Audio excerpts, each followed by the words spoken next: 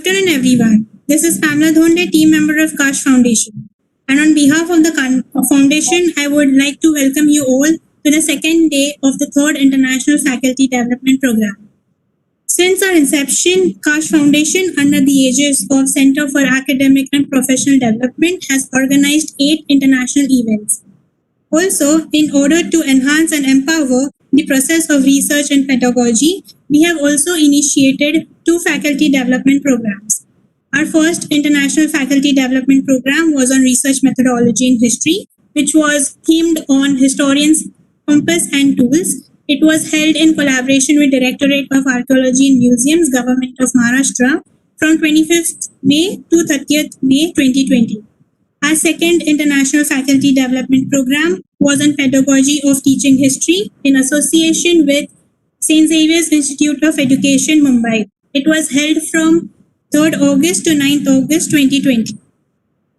I once again welcome you all on behalf of Kaash Foundation and LTI to the second day of the third International Faculty Development Program on Emerging Approaches and Trends in English Language and Literature. Yesterday, we commenced our faculty development program with 2 stalwarts on the panel. Our guest of honor was Sri Anil Dharkar, and our keynote speaker was Shobha Dev. Both these stalwarts were in conversation with Dr. Avkash Jadhav and Dr. Geeta Ajit and Gayatri Belapurkar. For today, we have 3 another stalwarts with us in the fields of English language and literature. For our first speaker for today will be Patrick Wallace. Our second speaker will be Dr. Rosie Chamling, and our third speaker will be Claire Brandon Siskin. We also have with us 3 moderators with today. Our first moderator is Dr. Sachin Labade.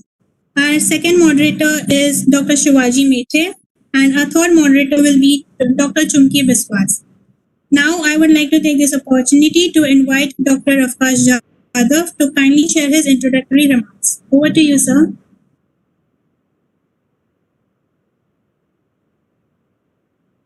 Thank you, Pamela. Thank you. On behalf of Kaash Foundation and Center for Academic and Professional Development, I welcome you all once again on day 2. And we are quite honored to have a very strong lineup of speakers. Patrick Wallace, who is joining us from Japan. We have Dr. Rosie, who will be joining us from Sikkim. And we have Clara Siskin, who will be joining us from US.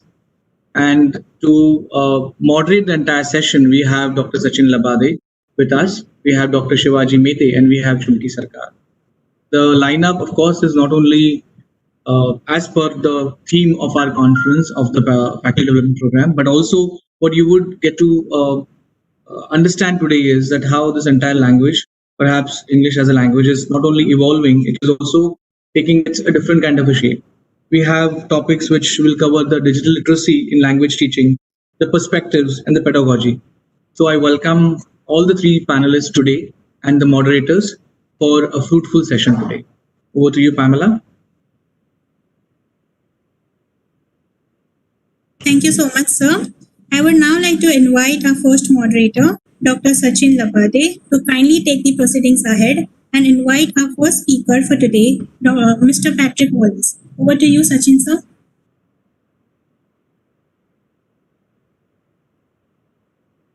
Thank you, Pamela, and hello, everyone. This is Sachin Labade, Assistant Professor, Department of English, University of Mumbai, India.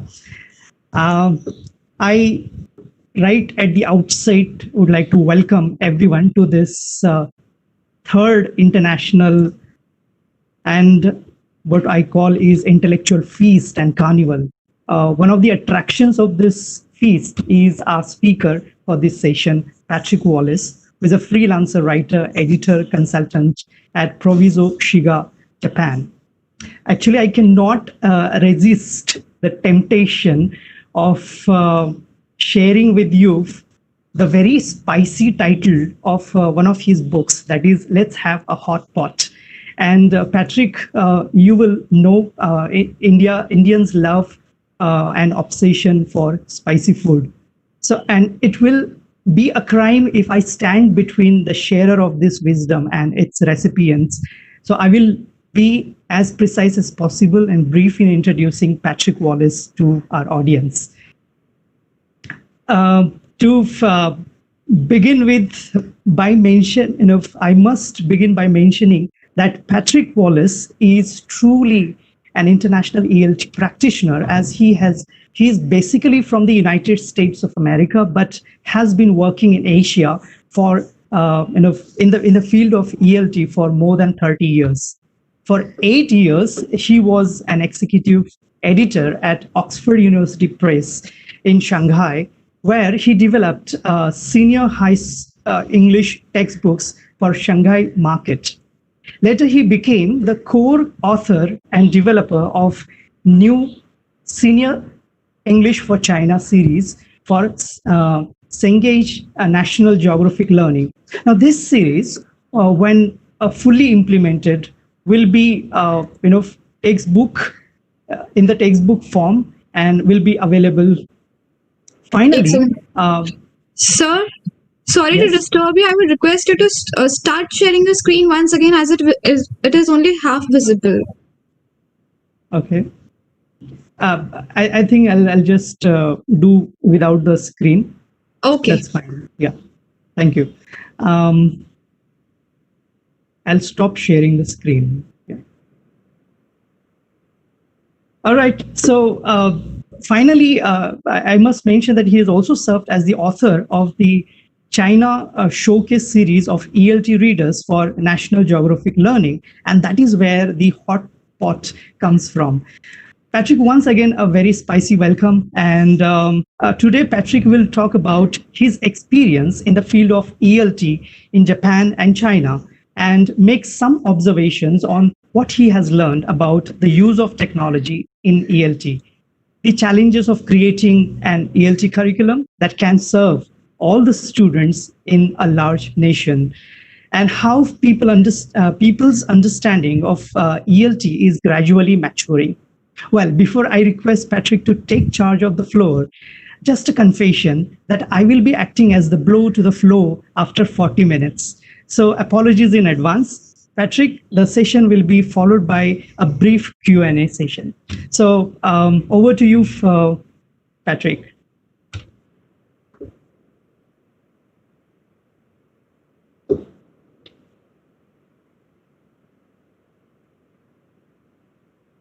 Sorry to interrupt you, Mr. Patrick. Your audio is off. Could you please switch on your audio? Patrick, you're on mute. Please switch it on. Patrick, you're still on mute. Is that okay? Can you hear me? Yes.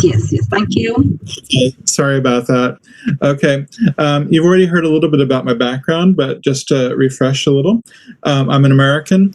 When I was young, I lived some in Japan. Then I went back to the United States and went to university. Then I came back to Asia in 1988, and I was working for a hunger relief organization, basically an NGO. And at that time, I visited India, and I had the honor of going to Mother Teresa. That's my only real experience with India, however. It was a wonderful time, but I returned back to Japan and went to work there. In time, I discovered that I had found a niche in teaching English, but that not only had I found a niche in teaching English, but that I had a gift for understanding the practical aspects of how curriculum should be used in a classroom. And because of that, I was made the curriculum manager for a large chain of English schools, basically about 100 teachers, and I was responsible for teacher training, troubleshooting, basically whatever happened in the classroom. However, in the 1990s, there was a big shakeup of the English language industry in Japan, and all of these big schools went bankrupt, including the one I was working for. After that, I went to China in the year 2000 as an English teacher. I taught in the northeast of China and the far west of China, and then I went to Hainan, where I was a manager for an English school, a small English school for a year, and then I went to in 2005 to Oxford University Press in Shanghai. So let me go ahead and figure out how to share my screen. Okay, and then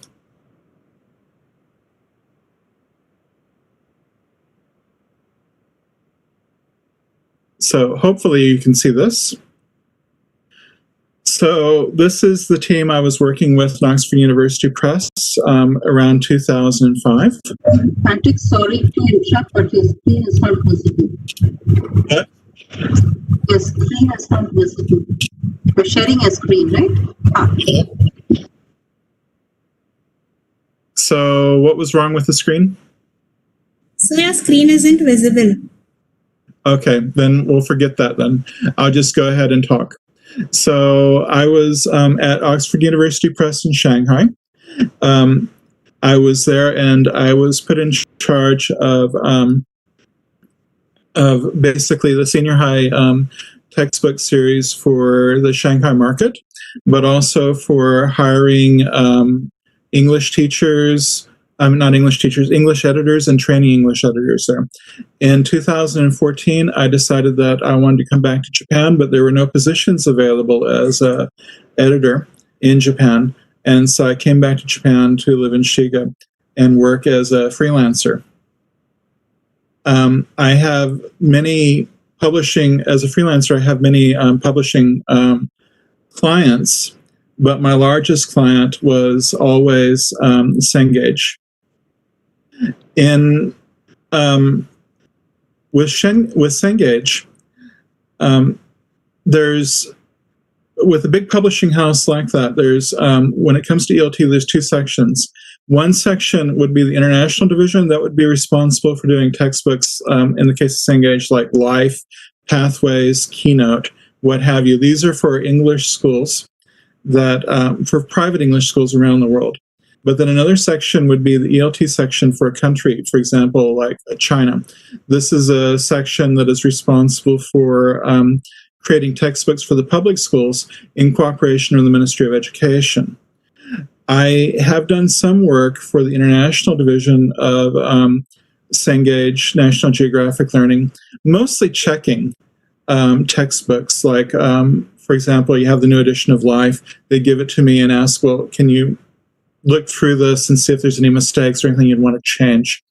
That also included a lot of work with their digital products, for example, classroom presentation tools, digital workbooks, ebooks, what have you, that go along with these textbooks. In addition, I've done a lot of work with the ELT division for Cengage, China. In China, you cannot publish directly if you are a Western publisher. You have to partner with Chinese co-publishers. In this case, Cengage works with People's Education Press in Beijing. And so the editorial process is that that People's Education Press and Cengage get together and decide what the curriculum will be. They hand it to the author. In this case, for many of the stuff, it's me. Then I write stuff. I send it to Cengage. Then Cengage sends it to People's Education Press for feedback, and then it comes back down the line to me, and it just goes back and forth until finally the final product is made. In the case of Cengage, ELT China, the biggest project I've worked on has been their new Senior English for China series, which will be implemented in Chinese senior high schools throughout China, possibly millions of students. Part of it has already been implemented last year, but we're still making books in the series. And so that's a lot of my full-time work right now, is working on that. But then I've also been working on the China Showcase Library series. That's also with National Geographic Learning and People's Education Press in Beijing. And the purpose of that series is to talk about the Chinese culture and to provide it in the context of a reader that can be people learning English in Japan, in China, or overseas they can read it and learn a little bit about China as well, the Chinese culture. And that's where the Hot Pot book came from. But also there's many other books that we're working on in that series that I'm writing, basically. For example, about Confucius, about the Chinese New Year, about the Peking Opera, what have you. Moving along, we get to the part where I have, I'm not a scholar or a researcher in ELT. I'm someone who works practically in designing curriculum and writing curriculum and editing curriculum. So what I have to say is more in terms of broad strokes. And so here are some of my observations, my broad strokes, if you will. And maybe some of these observations you might disagree with or have a different perspective. Much of it may not seem all that new to you. Maybe it's just as common sense, but this is what I think I've learned over the years. The first thing when it comes to technology is that many people have false assumptions about the spread and use of technology. And in that regards, for example, they think that everyone in technologically advanced countries uses advanced technologies. That's not true. What happens in countries that are technologically rich is that people are often wedded to old technologies and old ways of doing things. And I can give a couple of examples for that. For example, when I lived in Japan in the 1990s, I would often go to this bank, and the bank had all these wonderful computers lined up on the desk that were brand new. But in the 2 or 3 years that I went to this bank, the computers were always covered. No one ever used them. Instead, all the bank employees used abacuses. So here they have this wonderful technology, but they're using abacuses instead. Why? Well, it was because they were used to using abacuses and they didn't know how to use the computers. They didn't feel comfortable using the computers. Today, of course, when you go into Japanese banks, no one's using an abacus hardly at all. They're all using computers, but back then it was a new technology that they weren't used to. And so they were using the older technology. The other thing that's very strange to me, even to this day, is that about 10 years ago, I had dealings with the editors of a large publishing house in New York. And I was astonished because I was used to, with Oxford University Press in China, I was used to working off of e-files, using InDesign, using the latest products to create books. But here, the editors that I was dealing with were still using BlackBerrys. They weren't even using smartphones. They were using BlackBerrys, a technology that was maybe 10 years old.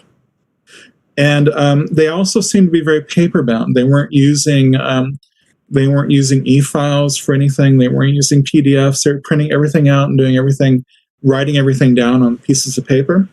And a couple of the older editors seemed very, very confused about email. What is it? How do I use it? They're always having trouble with their email. And it was just basic things that even like a 10-year-old child should be able to understand and use.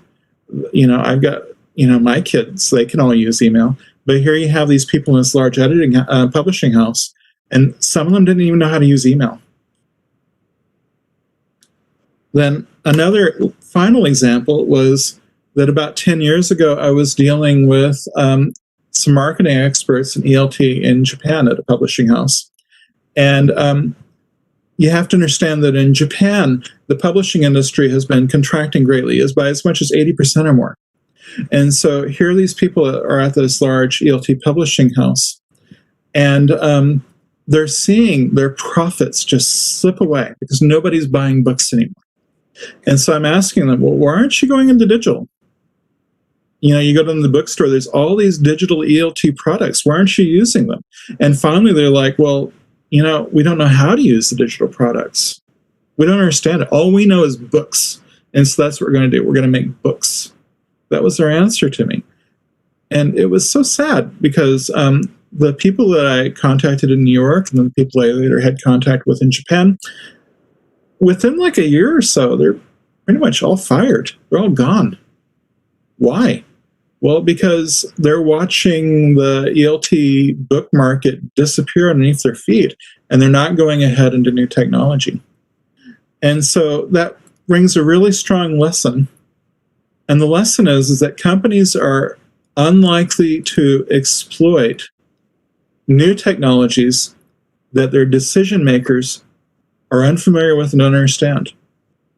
And so if you have people that are in a large company, like a large publishing house or media company, and they don't use iPads, they don't use smartphones, they're still using Blackberries or what have you, they aren't using this latest technology, they aren't going to be adapting it for ELT.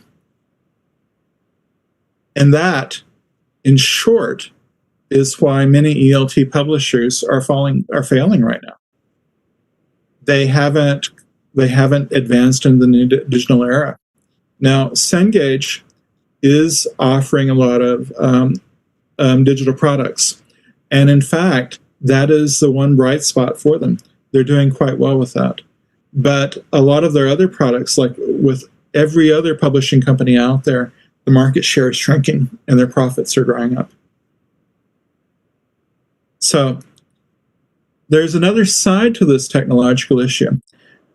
Since I've been in Japan, I've been contacted by several smaller tech-savvy companies who have been coming out with, wanting to come out with products for teaching English language, digital apps or what have you.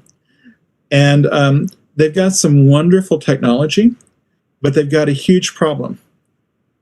And the problem is that they lack content. They don't have any ELT content, and they underestimate the cost, time, and expertise to develop that content.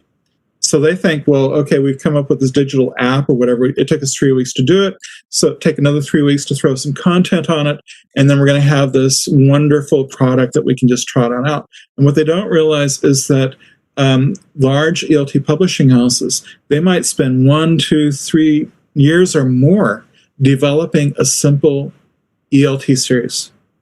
And so content, ELT content, it takes time to develop. It cannot be done cheaply.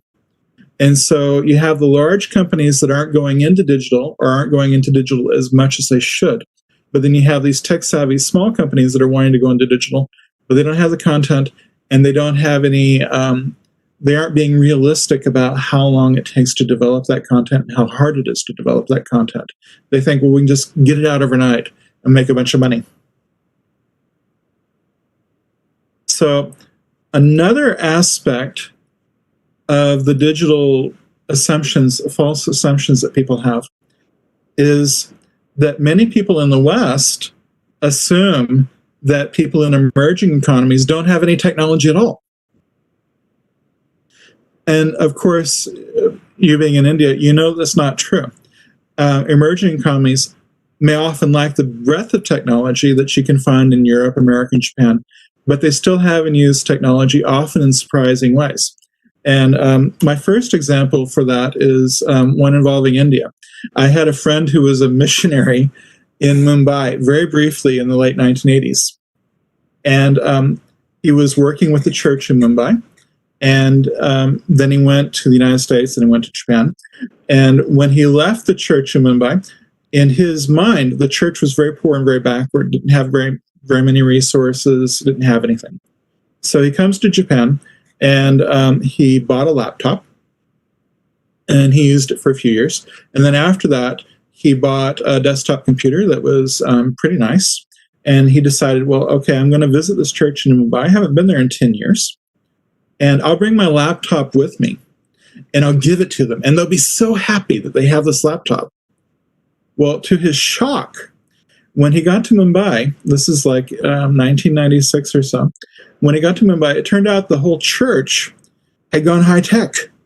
They all had desktop computers and laptops, and they were better desktop computers and laptops than what he had. And so he's wanting to offer this old laptop, and they're like, well, what can we do with this? We don't have a need for it. And so he was quite surprised. Later, I had my own surprises when I went to China. I first came to China in the year 2000, and we'd go to a department store, and this is back when China was not the technological powerhouse that it is today. But I'd go to a department store, and everywhere in the department store were DVD players. Well, the thing was is that I'd never seen a DVD player before. I lived in Japan, and I'd visited the United States. But back in the year 2000 in Japan and the United States, DVD players were actually quite rare. And the reason for that was is that Japanese and Americans were still using VHS players. And so they hadn't made the transition to DVD players yet because that was an added expense. However, in China, they never used VHS players. And so the DVD players were cheaper. Why should they buy a VHS player when they can get a DVD player instead? And so they actually jumped ahead. Another very famous example of this, which a lot of people in the West are totally oblivious to, but is commonly known to people that travel internationally, is that in Africa, cell phones have become common. Even in many poor villages, there's one or two people that have a cell phone. Now, Africa, in these same areas, they don't have landlines for their telephones, but they have cell phones. So that kind of, for a Westerner, a lot of Westerners have trouble wrapping their heads around that because they have in their minds, well, you know, technology advances this way. First, you have VHS players, and then after you have VHS players for a while and they wear out, you buy a DVD player. First, you have landlines, and then later, when you get the money, you buy a cell phone because cell phones are expensive. Poor people can't have cell phones because it's too expensive for them. But they don't imagine that it's actually cheaper to get a cell phone than to have a landline.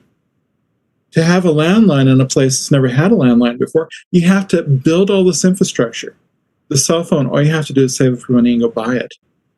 So people in Africa and poor villages, they have cell phones available. Maybe not everybody has them, but some people do. So this brings us to the lesson. And the lesson is that in emerging economies, it is dangerous to assume what technology is being used. They could be using all kinds of technology that isn't being used that often in a country like Japan and the United States, or they could be using technology in unexpected ways. The situation in these countries, like in China, is the situation is rapidly developing. Prices are falling all over the place, and new products are being marketed. And there actually comes, at least in China, there was actually a problem where the people like in Shanghai and Beijing had no awareness of what was going on outside of Shanghai and Beijing. And so they're making assumptions about what's going on outside the cities that aren't true. They think, well, okay, you'd ask them, well, why aren't you developing these digital products? And they say, well, because, you know, a cell phone and an iPad, you know, an iPhone and iPad, it's too expensive. Poor people can't have it. They can't afford it. And so you talk to somebody in Shanghai, the only thing they got in their head is like, you know, iPads, the newest Samsung Galaxy, iPhones, these very high-priced products, and they think, well, you know, these are the only products available. Who would want to use something cheaper? The cheaper stuff is not very good. Who would want to use it? So, of course, if we're going to have an app, we're only going to make it for an iPad. We're only going to make it for an iPhone. We're only going to make it for an Android phone, the latest Samsung. That's what's in their mind. But what they don't realize is that in many poorer places, well, maybe the poorest of the poor, they don't have technology, the highest technology. But there's a whole group of people in the middle, millions and millions of people in the middle, that maybe they can't afford an iPad. Maybe they can't afford an iPhone. But there are digital products available. And there's other companies besides the major publishing houses that are going into those markets and selling ELT products.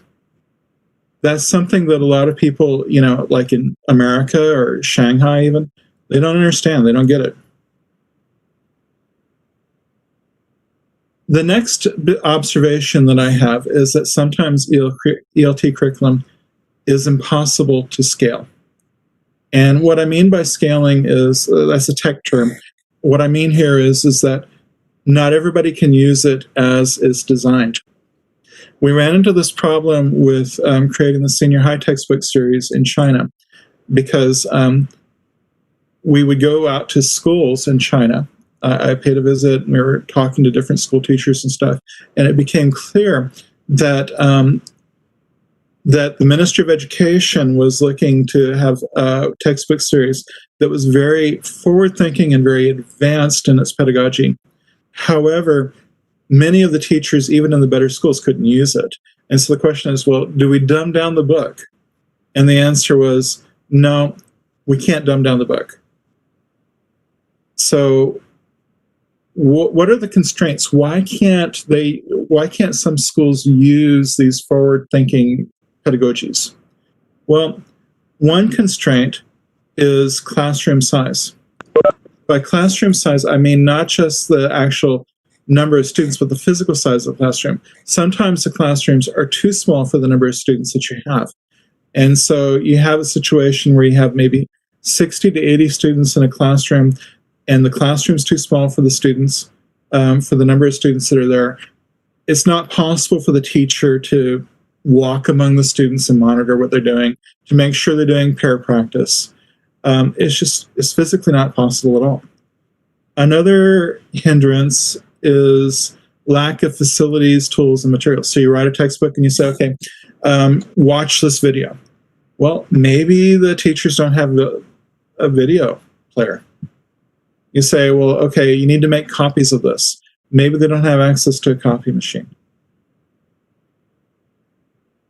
Another issue that's a serious issue that can keep a curriculum from being able to scale is a lack of training. So the curriculum that we were using is based upon putting in a lot of critical thinking skills. That's something that the Ministry of Education in China wants students to learn. Well, then you have teachers in some cases where they've only got maybe 2 years of university, if that much. And so you're asking them to teach critical thinking skills, but they don't understand critical thinking skills themselves. They've never been taught the fundamentals of critical thinking skills. So how are they going to teach that to their students? And then you have another big problem, is that in some cases, you may not have teachers that really speak English all that well themselves, but they're teaching English.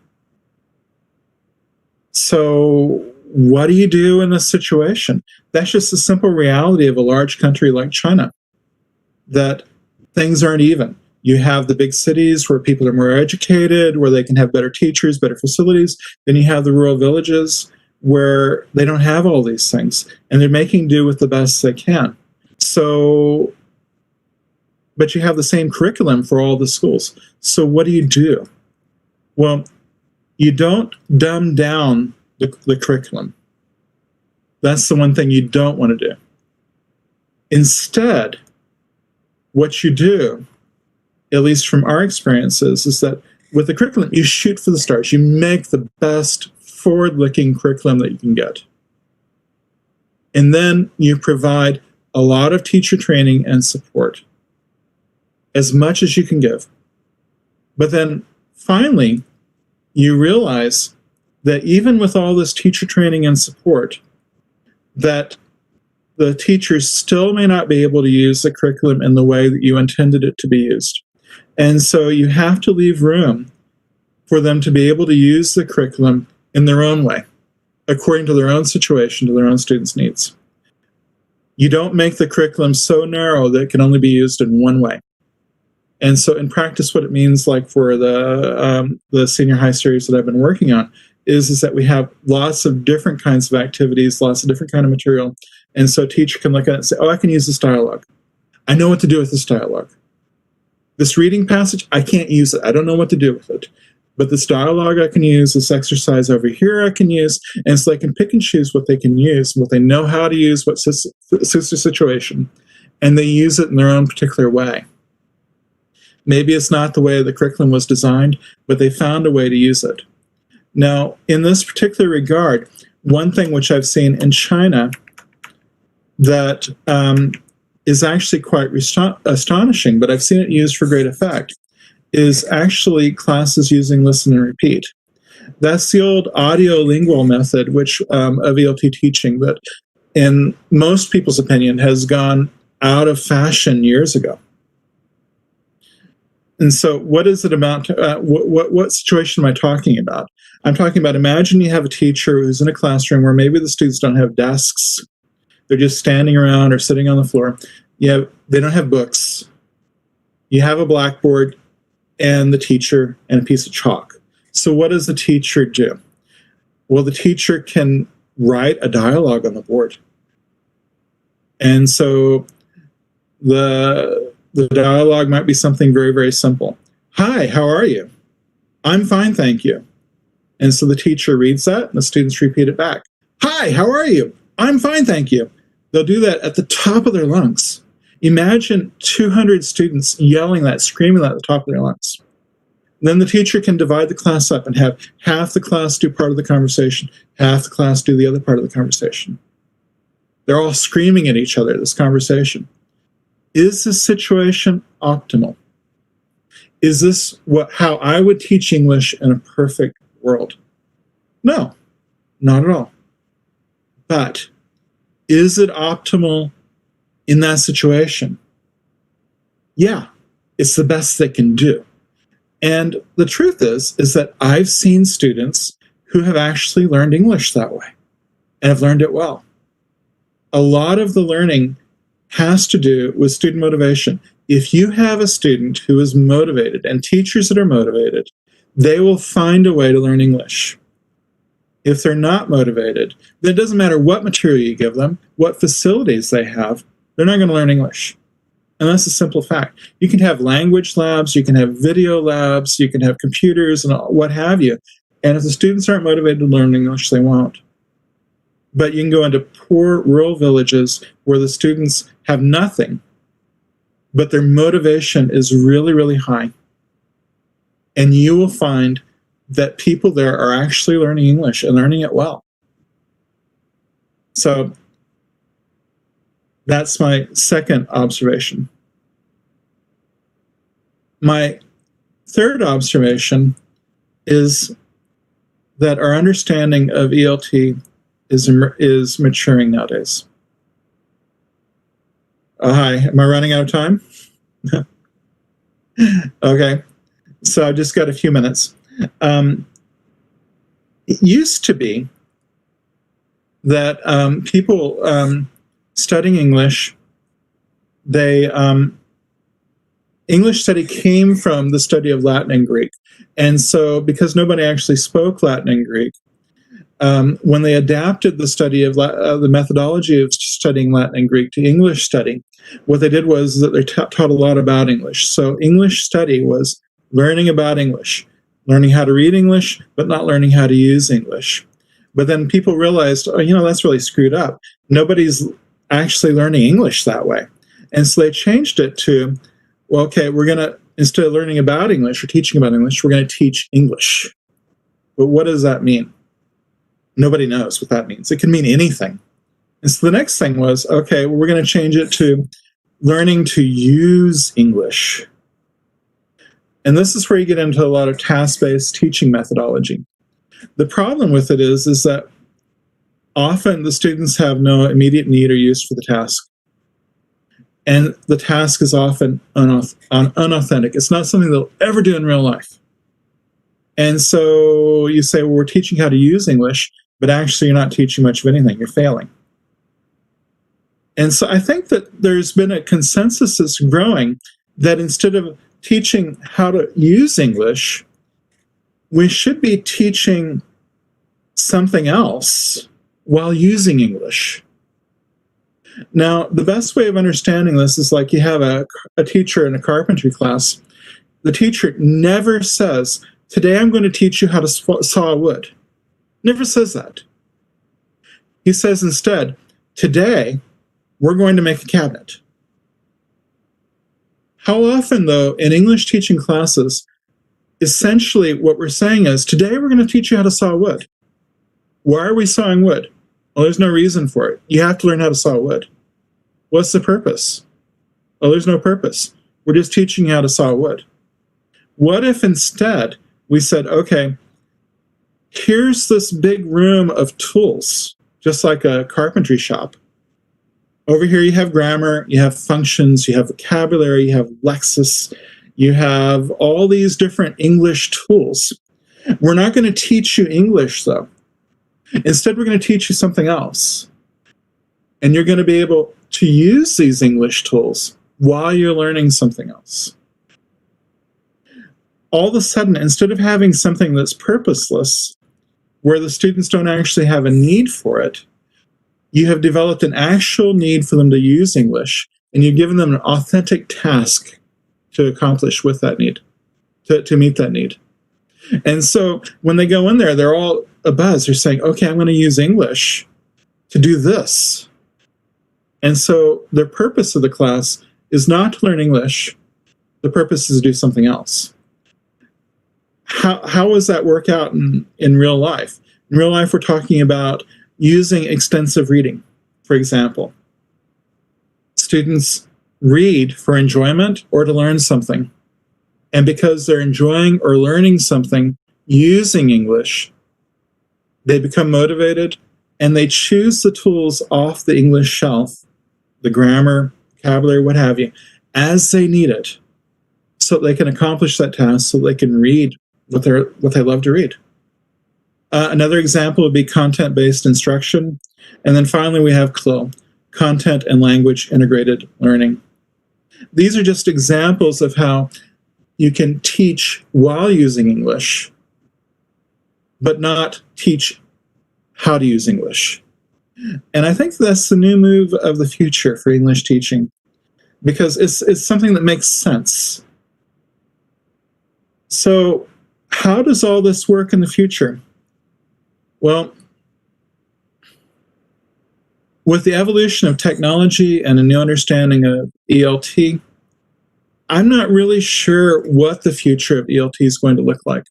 I know that with the COVID virus and with all the things going on in the world today, that by force, people are being forced to move away from classroom teaching and book-based teaching into other different forms. And I think it's even now just evolving. And so what will it look like in the future? How will English teaching be in the future?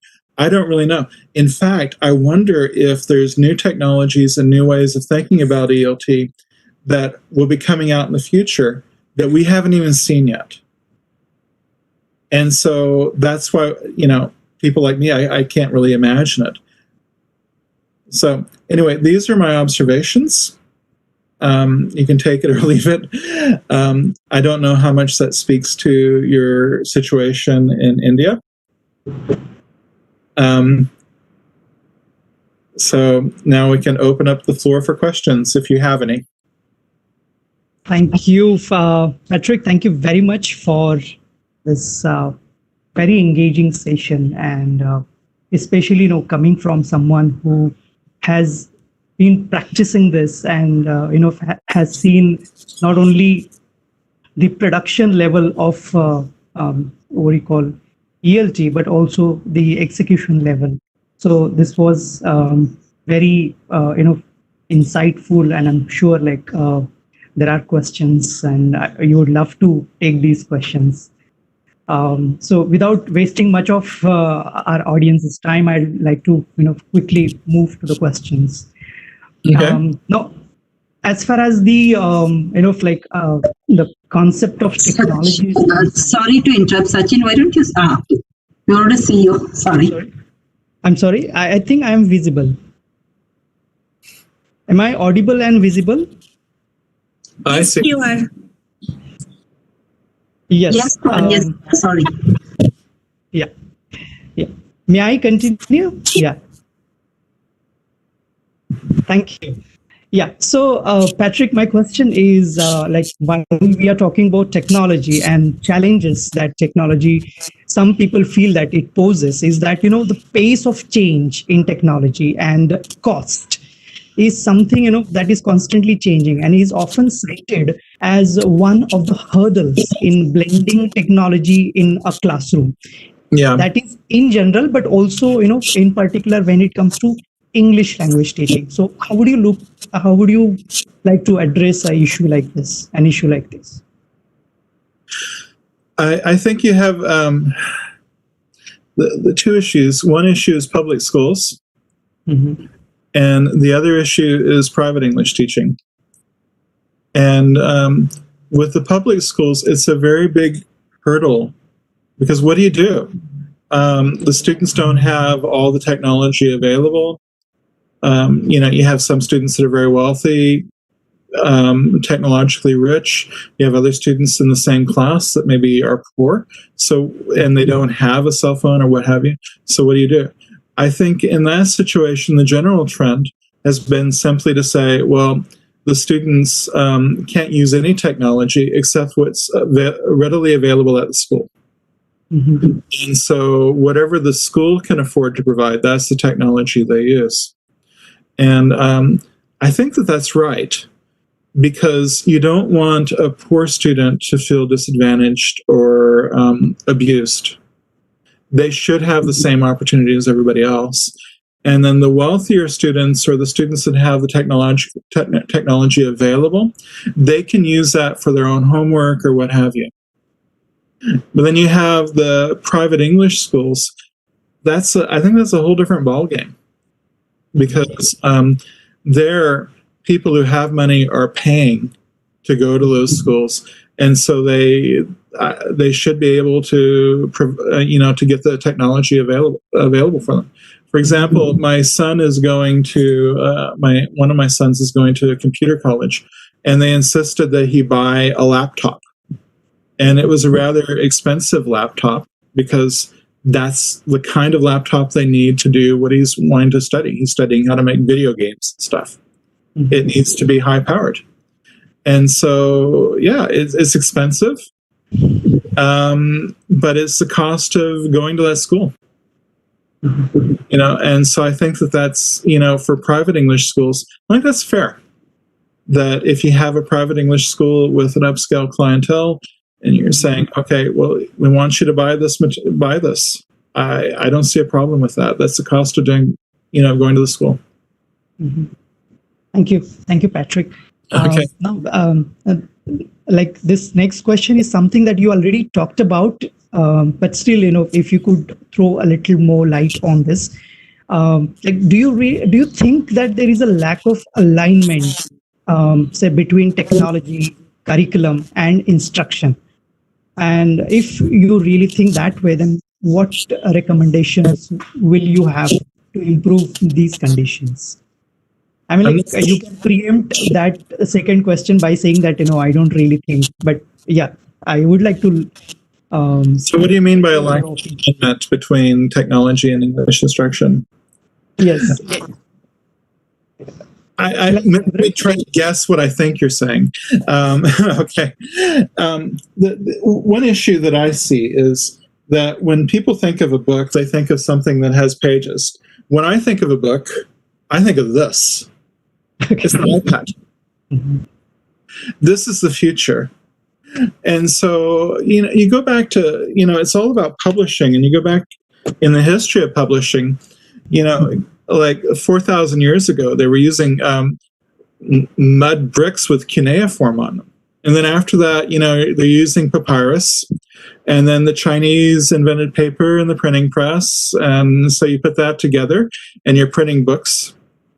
But to me, that's just, the book is just simply a way of transmitting information. Mm-hmm. And so we shouldn't be so bound, we have to have a book that has paper in it. Or paper-bound instruction. We shouldn't be thinking that way. I don't think the future is going to look that way. I think the future is going to look a lot closer to what kind of app you have on your iPhone, to be honest. And if I would make a statement, a lot of the publishing houses that I work with, they now have ebooks, and they have e-workbooks and classroom presentations tools. But one of the issues that I think that they're running into is that they're still bound first to the book. They begin with the book. Mhm. But I think in the future, what you're going to see is people saying, well, why do we want to begin with a book?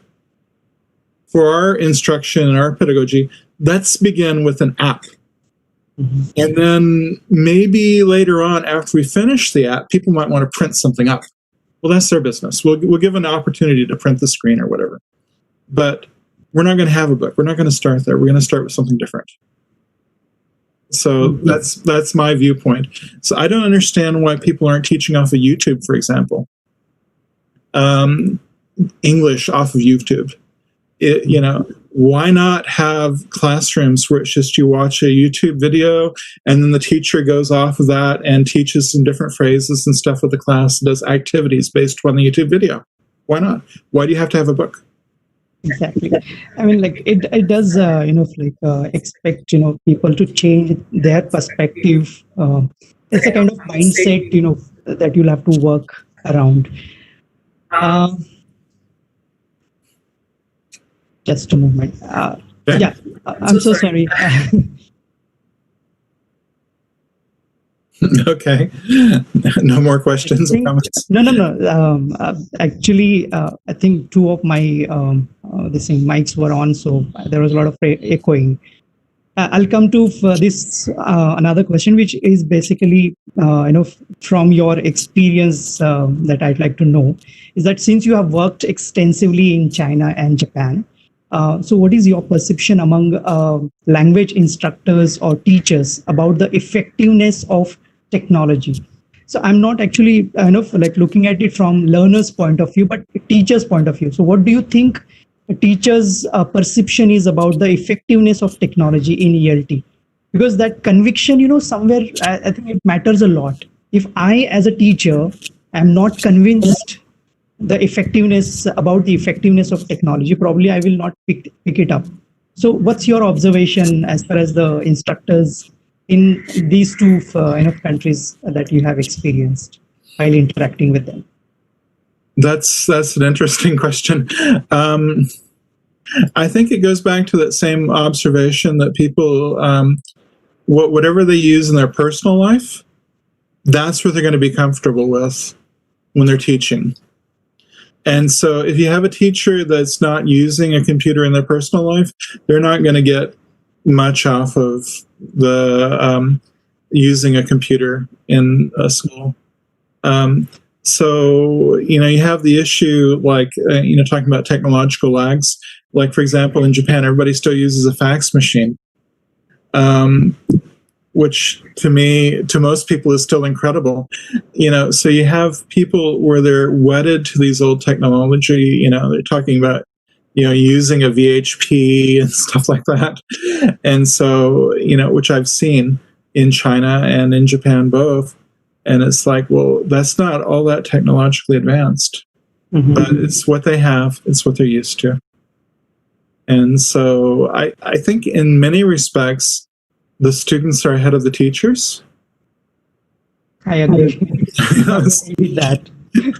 Yeah. Yes. So the students are used to using apps. They're used to using iPhones. They're used to using, an iPad or different screen readers or different things. And so they're all excited about that. That's what they do at home.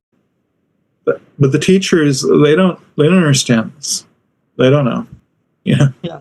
I think, somewhere, we have, you've identified the very root of, the root cause of the problem in ELT and ELT industry. So it's like, somewhere the change in the mindset and change in the perceptions that the teachers or the practitioners have, somewhere will, bring about certain change, even in, effectivity or the effectiveness of language learning and teaching experiences. So, Patrick, thank you very much for this wonderful session. You began by sharing your experiences in publishing industry, especially in ELT, and talked about this series of ELT readers for National Geographic Learning and your experience. And it was very interesting to know how you burst the very myth about technology in the technologically rich countries like Japan, that not necessary that the technologically rich country will have people using technology that often. So thank you for bursting that myth. Okay. And I really liked your take on publishing industry in ELT, and the reason why this industry in a country like Japan is contracting. It's simply because of the lack of adopting to or adopting this new technology. Yeah. But I'm glad that you also made this point that it is not exclusively the technology and access to technology which is going to help you boom in publishing industry, but you also need very strong content, right? You also need to have suitable content, and then there is need for the balancing act between these two. So I think these 2 points were very interesting, and probably those who really want to get into publishing industry in ELT should keep this in mind. So that was really good, and I'll quickly come to the last point, though there is a lot that I wanted to recap, but for the lack of time, I'm just winding it up. And the last point which you said, which I feel is the key to success in learning and teaching, and that is motivation. That is what you said. Digital, whether you have access to digital, technology or not, will not matter much. But whether you are motivated enough as a teacher, and only when you are motivated enough as a teacher, you will be able to, motivate your learner, and the motivated learner learns better and faster than anyone else. So Yeah. thank you, Patrick, for sharing your views, your experience. It's highly appreciated, and I'm so sure that the audience has something to take with them and ponder over. Thanks a lot. Okay. Thank you. You're welcome. I'll hand over this session to Pamela again. Yeah. Okay. And I'll stop my video.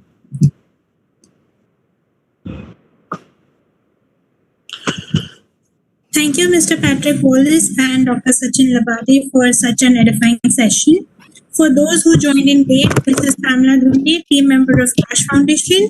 And on behalf of the foundation and LTI, I welcome you all once again to the second day of the third International Faculty Development Program on Emerging Approaches and Trends in English Language and Literature. We just had an insightful session by Mr. Patrick Wallace, who deliberated on perspectives on practical ELT pedagogy. This session was moderated by Dr. Sachin Labade. Before moving ahead, I would like to make a request to all our viewers. If in case you have any questions with respect to the speaker's deliberation or discussion, kindly post them into the live chat section on YouTube. Moving on, we have with us our second moderator for today, Dr. Shivaji Mehte. Dr. Mehte is an assistant professor in the Department of English at Srimati P.N. Doshi Women's College, Mumbai. I would now like to invite Dr. Mehte to kindly introduce our second speaker for today to our audiences. Over to you, sir. Thank you, Pamela. I once again welcome the participants in the second session of the second day of International FDP on emerging approaches and trends in English language and literature. This session on literature and environment, pedagogy's perspective and intersections will address the focus on participatory approach by integrating environmental studies with literature. In the era of pandemic, all the experts are re-examining the existing pedagogies, principles, and the correlation between our existence and the things around us. Suddenly, we started giving importance to our health, the surrounding, and the nature. The session will focus on the link between the literature and environment, the study of literature and environment from an interdisciplinary point of view, where literary scholars analyze the texts that illustrate environmental concerns and examine the various ways in which literature proves the nature of subject. It includes the expressions about the environment in the light of existing theoretical framework and its applications to the author and their text. It will also address the treatment of serious ecological issues reflected in the literature. So the So to talk on all this, we have with us a dynamic, erudite scholar, Dr. Rosie Chanley. Friends, I would like to take an opportunity to introduce her very briefly without wasting much time. I would just give a brief introduction of her. Friends, Dr. Rosie Chamling is presently working as an associate professor in Department of English, Sikkim University, Gangtok. Her area of specialization includes literary theory, post-colonial literature, cultural studies, American literature. The list goes on. Without consuming more time, I would like to welcome our speaker, Dr. Rosie Chamlin, to enlighten us with her expertise. Over to you, Dr. Rosie.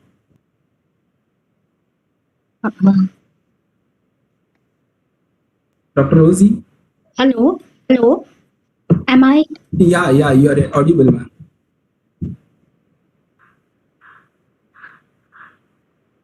Hello. Dr. Rosie? Hello, am I? Yeah, can you hear me? You are audible, madam, but you are not visible. There's a problem with broadway. Sorry, Rosie. May please share your screen? Ma'am, her internet issue has been resolved. She can start again. Okay, sorry. Can I start?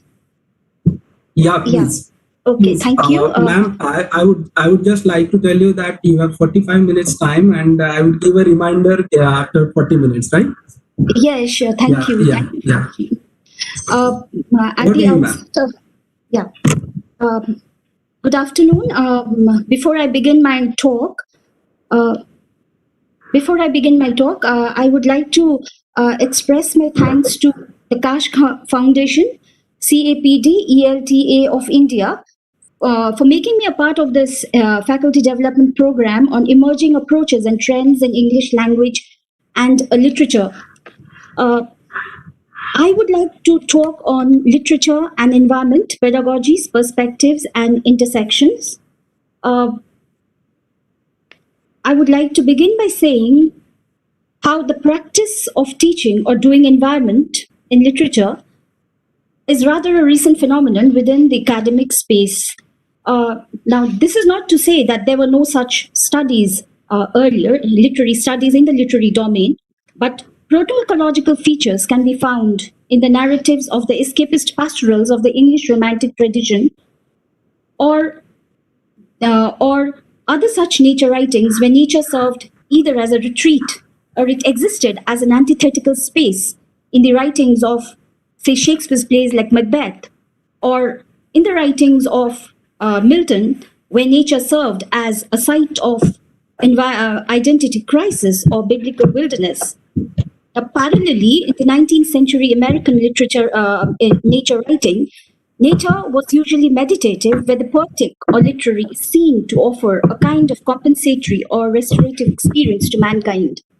Now, such worldviews are strongly based upon the Cartesian dualism of the mind and the body, the nature as opposed to culture, or the human as opposed to the non-human.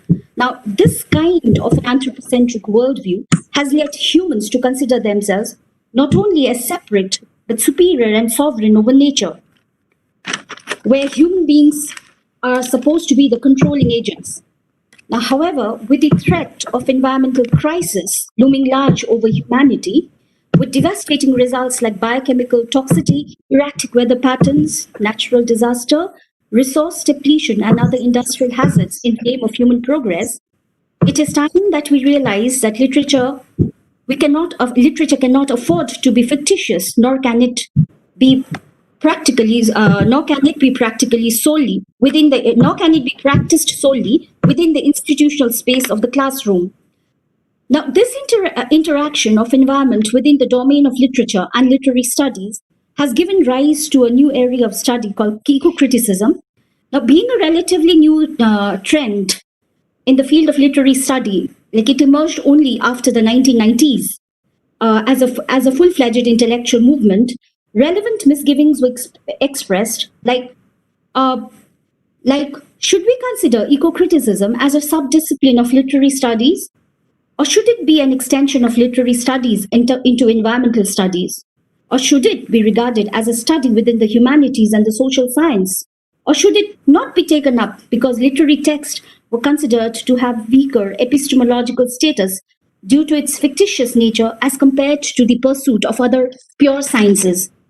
Now, allaying such misgivings, we can trust for sure that eco-criticism, or the study of the relationship between environment and literature, opens up a whole exciting intersection of issues, discipline, and politics.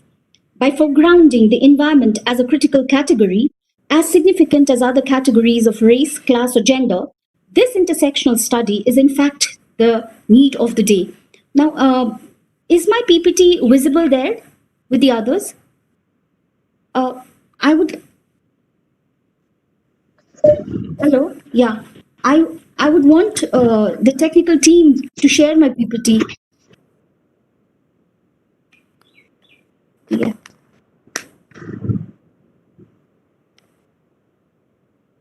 Yes. The second one. Yeah. Yeah. Now, what I analyze, what I seek to do. The second PPT, please. The second slide.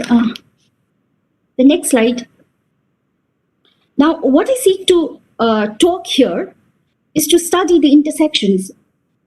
Okay, now this thing that the image that has been projected on the PPT is, I was talking about the Renaissance circle of being. Like, this is very the whole concept of man as a superior and sovereign over the other living things is something that has been inherent in the from the Renaissance humanistic perspective worldview.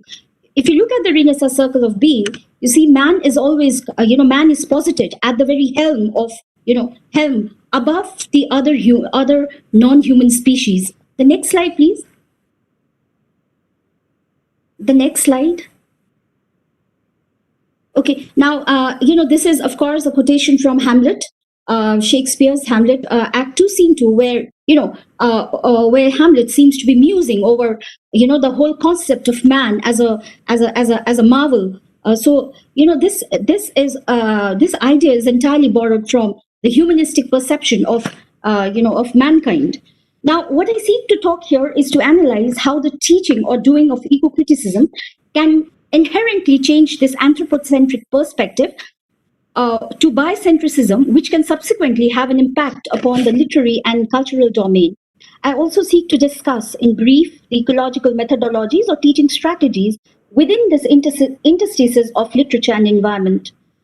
And then now, being a relative newcomer, I seek to study what are the pedagogical implication of space or spaces that the students inhabit, and how can we place it within the larger rubric of English literary studies.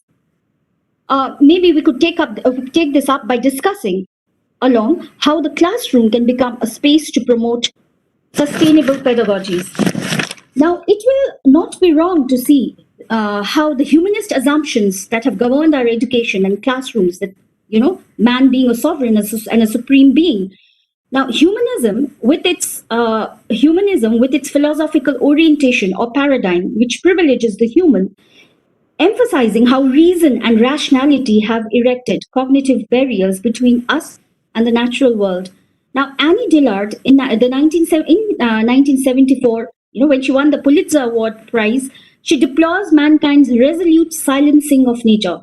Now, there she indexed, in her work, she indexed the Judeo-Christian tradition and the muteness of the human stance in relation to all that is not human. Now, eco-criticism definitely has been, has been around, but then it came as a definable movement since the early 1990s, and it developed into an intellectual movement with the foundation of the Association for the Study of Languages and Literature in 1992. Now, however, like I've already mentioned, that recognizable forms of eco-critical practices have been around since the publication of this very important milestone, Henry David Thoreau's book called World in 1854. Now, this proto-ecological work centers around Thoreau's 2 years experiment in simple living in Walden from 1845 to 47. Next slide. Now, can we have the next slide? Yeah, the next slide. We move ahead. Slide 7. The modern, the modern era of American environmental study can be said to have started with this very important work, Rachel Carson's work called Silent Spring, which came out in 1962. Now, this is her formidable expose of the effects of DDT on environment and human health. Now, many consider this book, Silent Spring by Rachel Carson, as the origin and catalyst of modern environmental movement. Now, subsequently, in Britain, you have Raymond Williams's book called The Country and the City, which was first published in 1973, a Marxist cultural historian. His study here, the country, as an antithesis to the city, has profoundly influenced, the environmental politics as we study today. Now, but more than eco-criticism as a branch of study, I'm here essentially focusing on the pedagogical strategies which we could employ inside the classroom, because the infusion of literature with environment is still in its nascent stage, and it is still because of its still emerging status. There is no specific method of teaching, or rather doing, literature. Now, if environment is said to be in a state of flux, then literature and environment will also deal with the idea of how of how humankind and ecology as such has evolved over the ages. Now, by using the pedagogical strategies of dialogue, investigation, interpretation, and self-discovery, educators will prepare students to be environmentally responsive citizens. Now, I discuss here in brief some of the pedagogical strategies that I thought that we could use, as educators. The first would be the introduction of ecology-based course content. Like, if we are, educators, we could also introduce, we could play a vital role in choosing texts that become a part of our self-reflection and critical inquiry.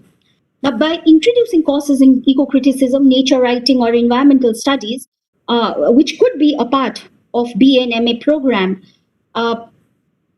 because in Sikkim University, where I teach, it's a central university of India, we have a full course on literature and environment. And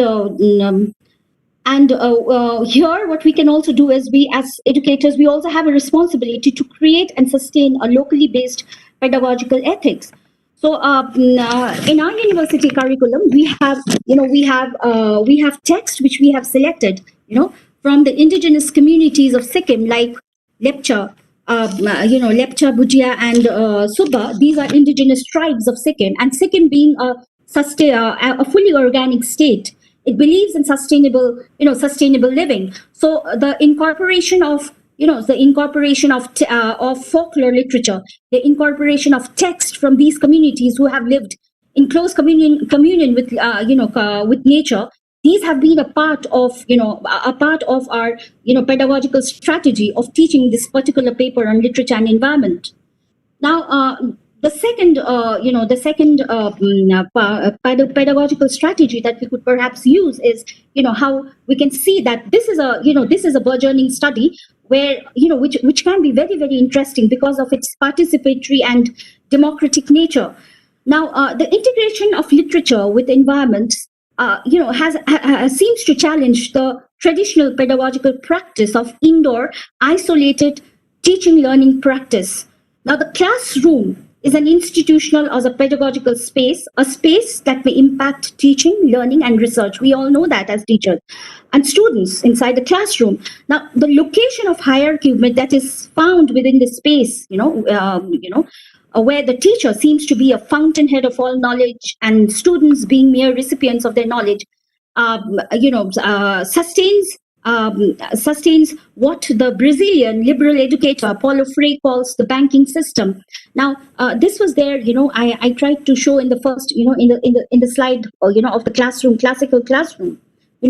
If the team could show the classical classroom, there I'm trying to show to you how the teacher was. The teacher was supposed, the teacher in a conventional classroom, the teacher is supposed to be the fountainhead of all knowledge. The teacher is supposed to be, the giver of all knowledge. Okay, so there's a kind of a hierarchy that is maintained inside the, inside the classroom, And this is what what was long ago envisaged by Paulo Freire, and he calls it that it's a terrible thing, and he calls it a banking system, as opposed to the problem posing education, which could be followed while teaching this particular course on literature and environment. Because in this problem posing education system, okay, students are increasingly posed with problems relating to themselves and themselves and of the world, in the world, and with regard to the world, and students will feel increasingly challenged and obliged to respond to that challenge.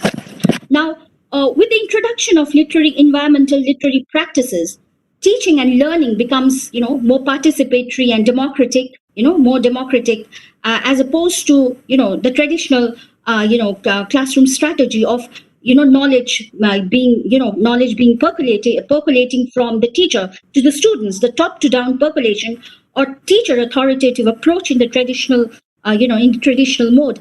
I remember a little while ago when Patrick Wallace was talking about, the students are ahead of the teachers. So you see, the whole idea about, this whole idea of actually dismantling, intellectual hierarchy, this whole idea about knowledge sharing between the students, and, you have a problem, you come together and solve it within the, not just inside the classroom space, but also outside. That is, these kind of strategies, okay, these kind of strategies, if you follow these kind of strategies, what I feel is that students can become co-producers of knowledge, and then we also engage them in critical thinking, as opposed to just rote learning or doing textual analysis inside the classroom. Now, it is also time that we as educators realize that the classroom is just one of the space where where pedagogical moments occur. In fact, students learn more outside the institutional spaces through integrating community service work, or working in close association with environmental agencies.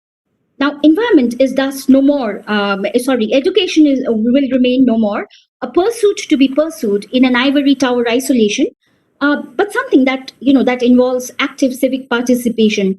Knowledge gained only within the four walls of the classroom will make the student redundant. Now, if you look at the pedagogical strategies, I'll just read out few, some of them. The following, we could follow the more experiential and action-oriented study, following the interdisciplinary and hybrid identities. Okay, building up hybrid identities, developing critical strategies, promotion of not just textual analysis but place-based and bioregional study for sustainable living, encouraging the art of composition, eco-composition, to establish a relationship between the human world and text triad. Next slide. Now, why such pedagogical strategies are required? Is because this whole new domain, okay, this whole new domain affects our lives in a way that was never thought of.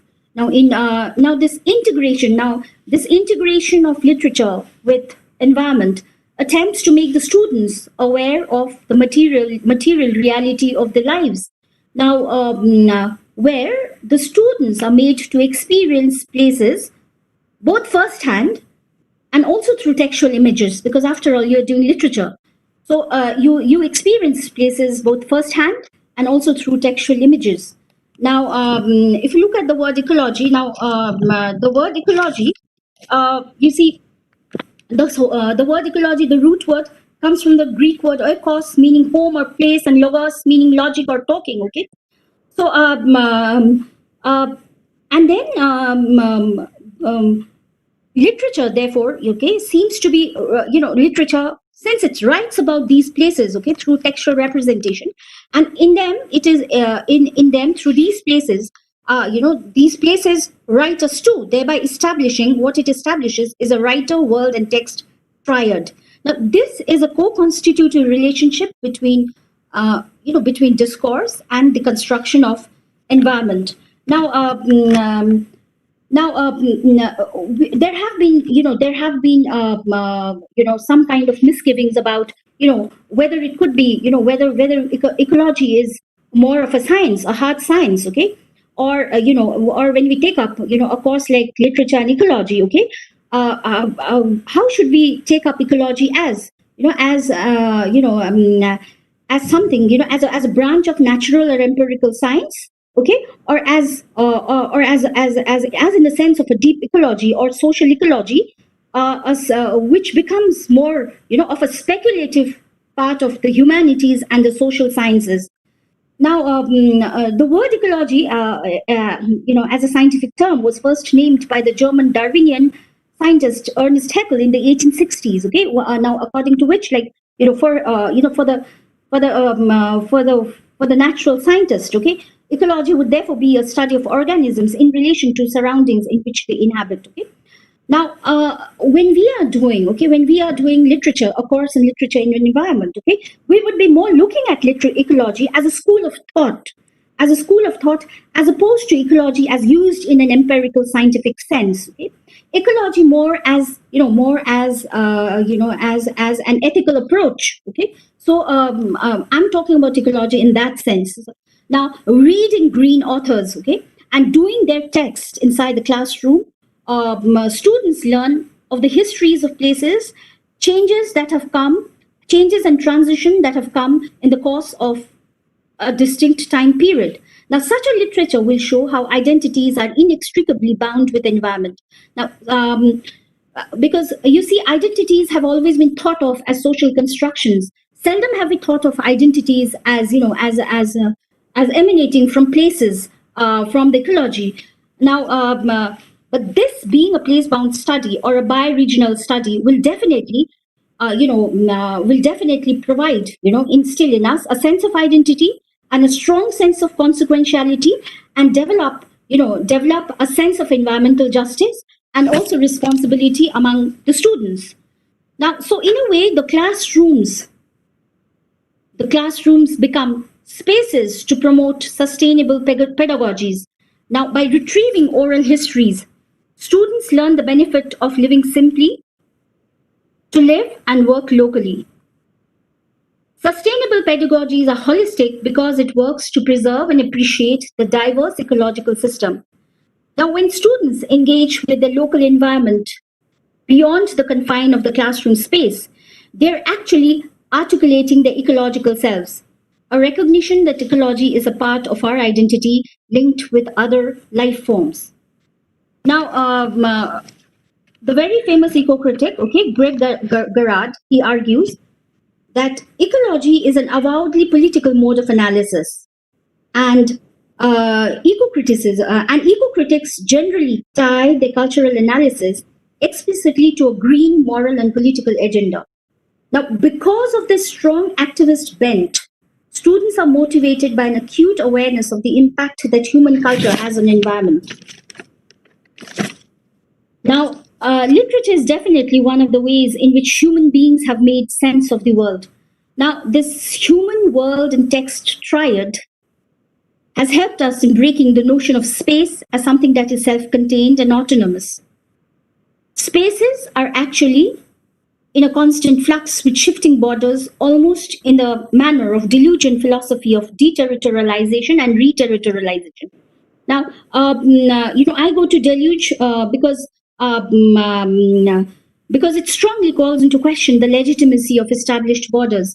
So, when we are teaching this particular paper, okay, we don't just confine ourselves, to a study of, canonical literary text, okay.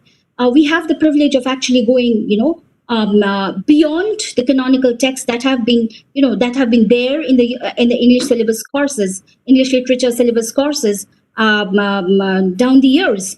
But this was a course that I never did as a student during my MA or a BA programs. But today there are a lot of universities which offer a particular course, and our university, like I told you, a paper, they introduce it as a paper in a particular course, okay?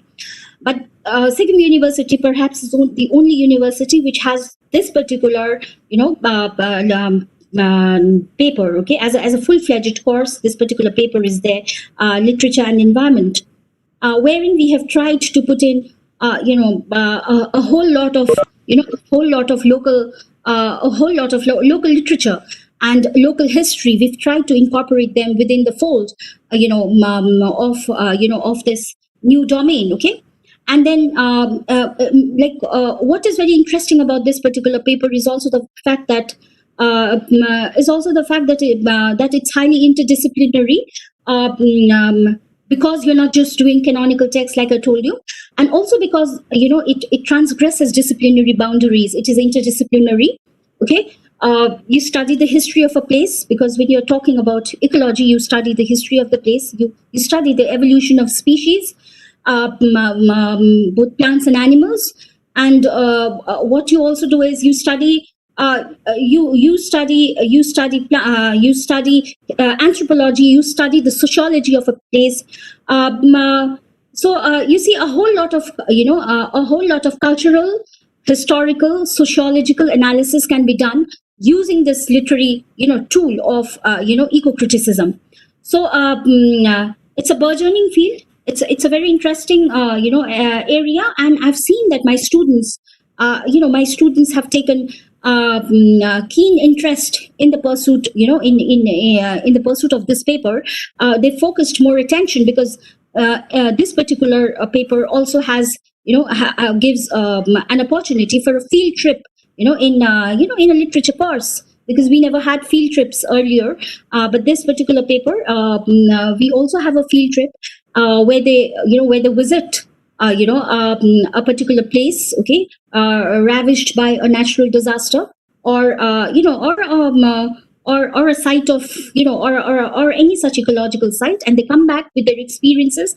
They write down and they submit it as a part of their assignment. Now, we engage them in this way. We are trying to engage them, in critical thinking. Now, this whole idea of the politicization of place, okay, the politicization of place suggests that social structures are built upon fixed geography. Now, so what eco-criticism does, eco-critical text or eco-criticism does, is to strive to collapse this boundary, this boundary between spaces and sites, okay, between the classroom and the outside world, between the text and the world, okay, between the reader and the text. Now, only literature has the capability to break barriers, to explore places, to explore spaces, to explore places between the established site. An observation which was, this is an observation, that was made by the French eco-critic Bertrand Westphal, that, he says that, only literature has this capability to break the barriers, to explore spaces between established site and observation, between established site. Now, just as places are places or spaces seem to be in a state of constant flux, and neither are students fixed entities. So this is a paper that will help them engage in critical thinking and evolve as more, as more eco-critically, or as more sensitive citizens, okay, having in them, developing a sense of eco-critical justice and equality, somebody who perceives that that ethical issues in ecology are as much important in the translation or in the transformation of the personality as the pursuit of other subjects. Now, what we have here is, in my slide is a work by Leopold Aldo. Aldo writes. He has his. This is also a very important work. It's a Sand County Almanac, wherein he gives this particular phrase that I've deliberately put in here is a deliberate choice of mine, because this is a lesson in land ethics, wherein he says a thing is right when it tends to preserve the integrity, stability, and beauty of the biotic community. It is wrong when it tends otherwise. Now, a thing is right when it tends to preserve the integrity, stability, and beauty of the biotech community. It is wrong when it tends otherwise. Now, just a little while ago, I was, talking about how, Sikkim is an organic state. It has been declared as an organic state, and we are very, we have these, we are making a very conscious approach towards sustainable living. We make a conscious effort towards sustainable living. But then you see gradually things are not the same. That's what I've seen within the last few years. A lot of pharmaceutical companies have come up in Sikkim now, thereby thereby bringing in a lot of medical hazards and pollution. Okay, natural pollution. So you see, these are certain, and so we thought that only teaching, only if you're only teaching literature and environment inside the classroom, and we need to sensitize students on what also is happening, outside the classroom. So that's why the incorporation of this particular, paper, of course, in a MA or a BA program, would definitely go a long way, in the installation of, or in the creation of, of sensitive citizens of a country or a state. Now, what these students, what we do with these students is we take them out, and then they go and they, go the visit place that has been, like I told you, ravished by a landslide caused. If you go to the root cause, it has always been a human cause. Okay, or if you see that, Gangtok is very close, to the place where I live. I commute to work, so I stay in a place called Pakyong, which has, the only airport in Sikkim. Okay, now the only, now it is the highest, the highest airport. So it earned accolades when it was inaugurated with great fanfare just a few years ago, and it was inaugurated by our Honorable Prime Minister Narendra Modi ji. Now. But then you see, when this airport was coming up, I was so pained to see, like, many people, were displaced. Many people were displaced. But the one good thing about the government was that it did give them good compensation packages. But I don't think that's, that is all that is required, because when you're forced to leave a particular place, okay, you are sentimentally attached to a place for some reason or the other. Okay. And then you see, the enormous damage, to the surrounding, to the surrounding, areas. You see, it's a sorry sight. Okay, and although we may say that we have an airport in the state, but unfortunately, this is an airport that has that is not functional. It was inaugurated, but the Airports Authority of India has declared it not suitable for functioning at the moment. So it has come with a heavy price. Okay. And then you could see that it's if you visit the if you visit the site, and then you see that that it seems very out of the place. It's very beautiful. The entire place, this Sikkim is very beautiful. Now that particular airport that has come up has actually made the place very ugly. Okay, and so a thing is right, yes, when it tends to preserve the integrity, beauty, and stability of the biotech community. It's not just about the airport has come up at the expense of human displacement. Who got the monetary packages not with ease, because they had to run from pillar to post also to get their packages, and so if humans, if people, okay, are getting their compensation, okay. What about I was just thinking about non-human living creatures. Okay, what about the creatures there? How have we kind of arranged an alternative living for them? So it definitely seemed very wrong. This thing coming up here, and then it's not functional. So that is so these are things like if you teach a paper like this, you develop sensitivity to to environmental issues. Now and then I was coming back to the strategy, pedagogical strategy. when you are encouraging, okay, and by, what we can do here in the practice of teaching, or rather doing this paper on literature and environment, we would also be encouraging the art of eco composition, because writing nobody had thought of before as writing can be an ecological pursuit, because writing always is situated in a context. Writing grows out of location. Writing, many people would think that it begins with the self, but no, writing does not begin from a self, within the self, but writing comes from a place. Okay, it grows out of a location, and here I just don't mean a physical environment. Okay, it grows out of a textual, sociocultural, historical, ideological location. So eco compositions, the art of eco composition, what it does is, eco composition establishes, an interrelationship between the words that give meaning to the text, words that may give meaning to to textual representations of of places. Now, again here, writings, writings, or the art of writing can be seen as a distinctly human skill, because no other living creature would possess this art of writing. And so there is again a fear, and the fear would be like, can it be used, or can the art of writing be used to promote only an anthropocentric worldview? Now, it is through the practice, to the practice of eco composition.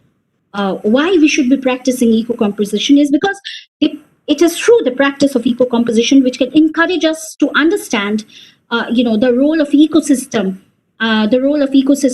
and environment in a dialogic relationship that is formed between the self, and the world. No, so what we do inside the classroom, okay, or what we intend to do when we do this particular paper is, not to use persuasive techniques here, but rather we try to create arguments not just between us, okay, but within us as well. We tend to create arguments, and that could lead to critical thinking and taking a position which feels good, okay, and which is the good way. So literature, literature therefore. Sorry to disturb you, ma'am. It's 5 minutes remaining, so you please mind. Okay. Yeah, sure. yeah, okay. Thank you. So literature ceases to become a mere representation of the world around us. But literature therefore participates actively in the participation in the creation of that world. Now, literature, of course, it has a uniquely referential function, giving not just an aesthetic pleasure, that is through the representation of art, in a typical Aristotelian sense, but literature also has a performative function. Performative function that is through its ability to bring about a change in the world, which is, you can say, the praxis or the action side of it. Now, establishing an interconnectedness between human consciousness with its environmental view, the study of literature and environment therefore will remain a vital mode of practice, that exemplifies the first law of ecology, wherein the first law of ecology, which states that everything is connected to everything else. Now, I would like to, just share with you the Disney animation film, The Lion King, the last 2 slides that I have. Now, yeah, so here, it's a very beautiful, image where you have Mustafa in The Lion King saying, when we die, our bodies become the grass, and the antelope eat the grass, and so we are all connected in the great circle of life. And the other one, please, the next slide. Next slide.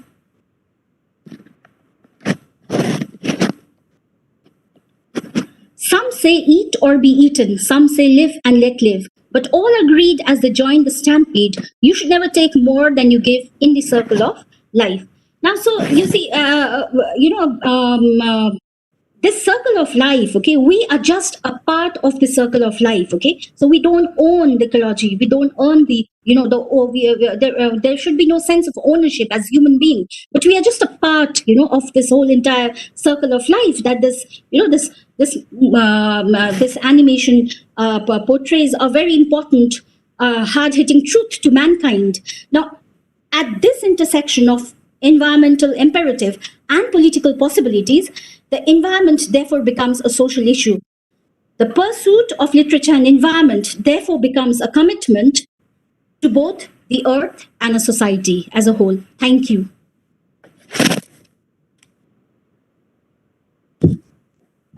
Thank you, Dr. Rosie. Thank you very much.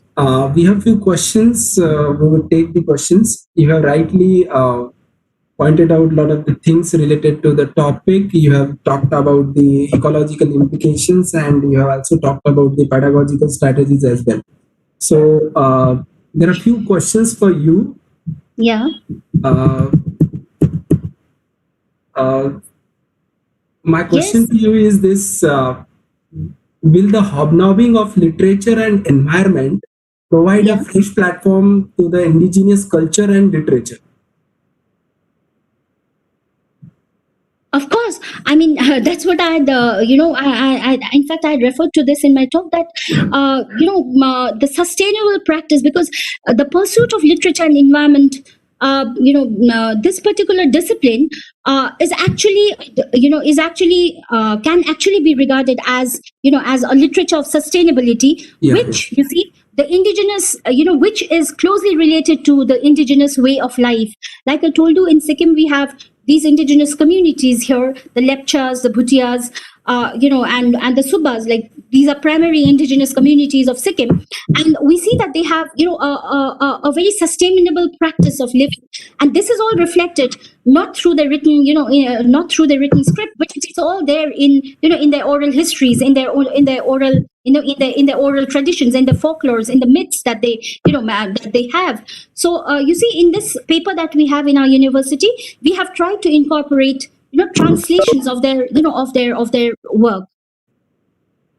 So Okay, definitely it is closely related. Yeah, thank you. There is one of the questions on YouTube channel. Professor Shashikant Patil asked you the question. He wanted to know more about climate fiction. Okay, climate fiction.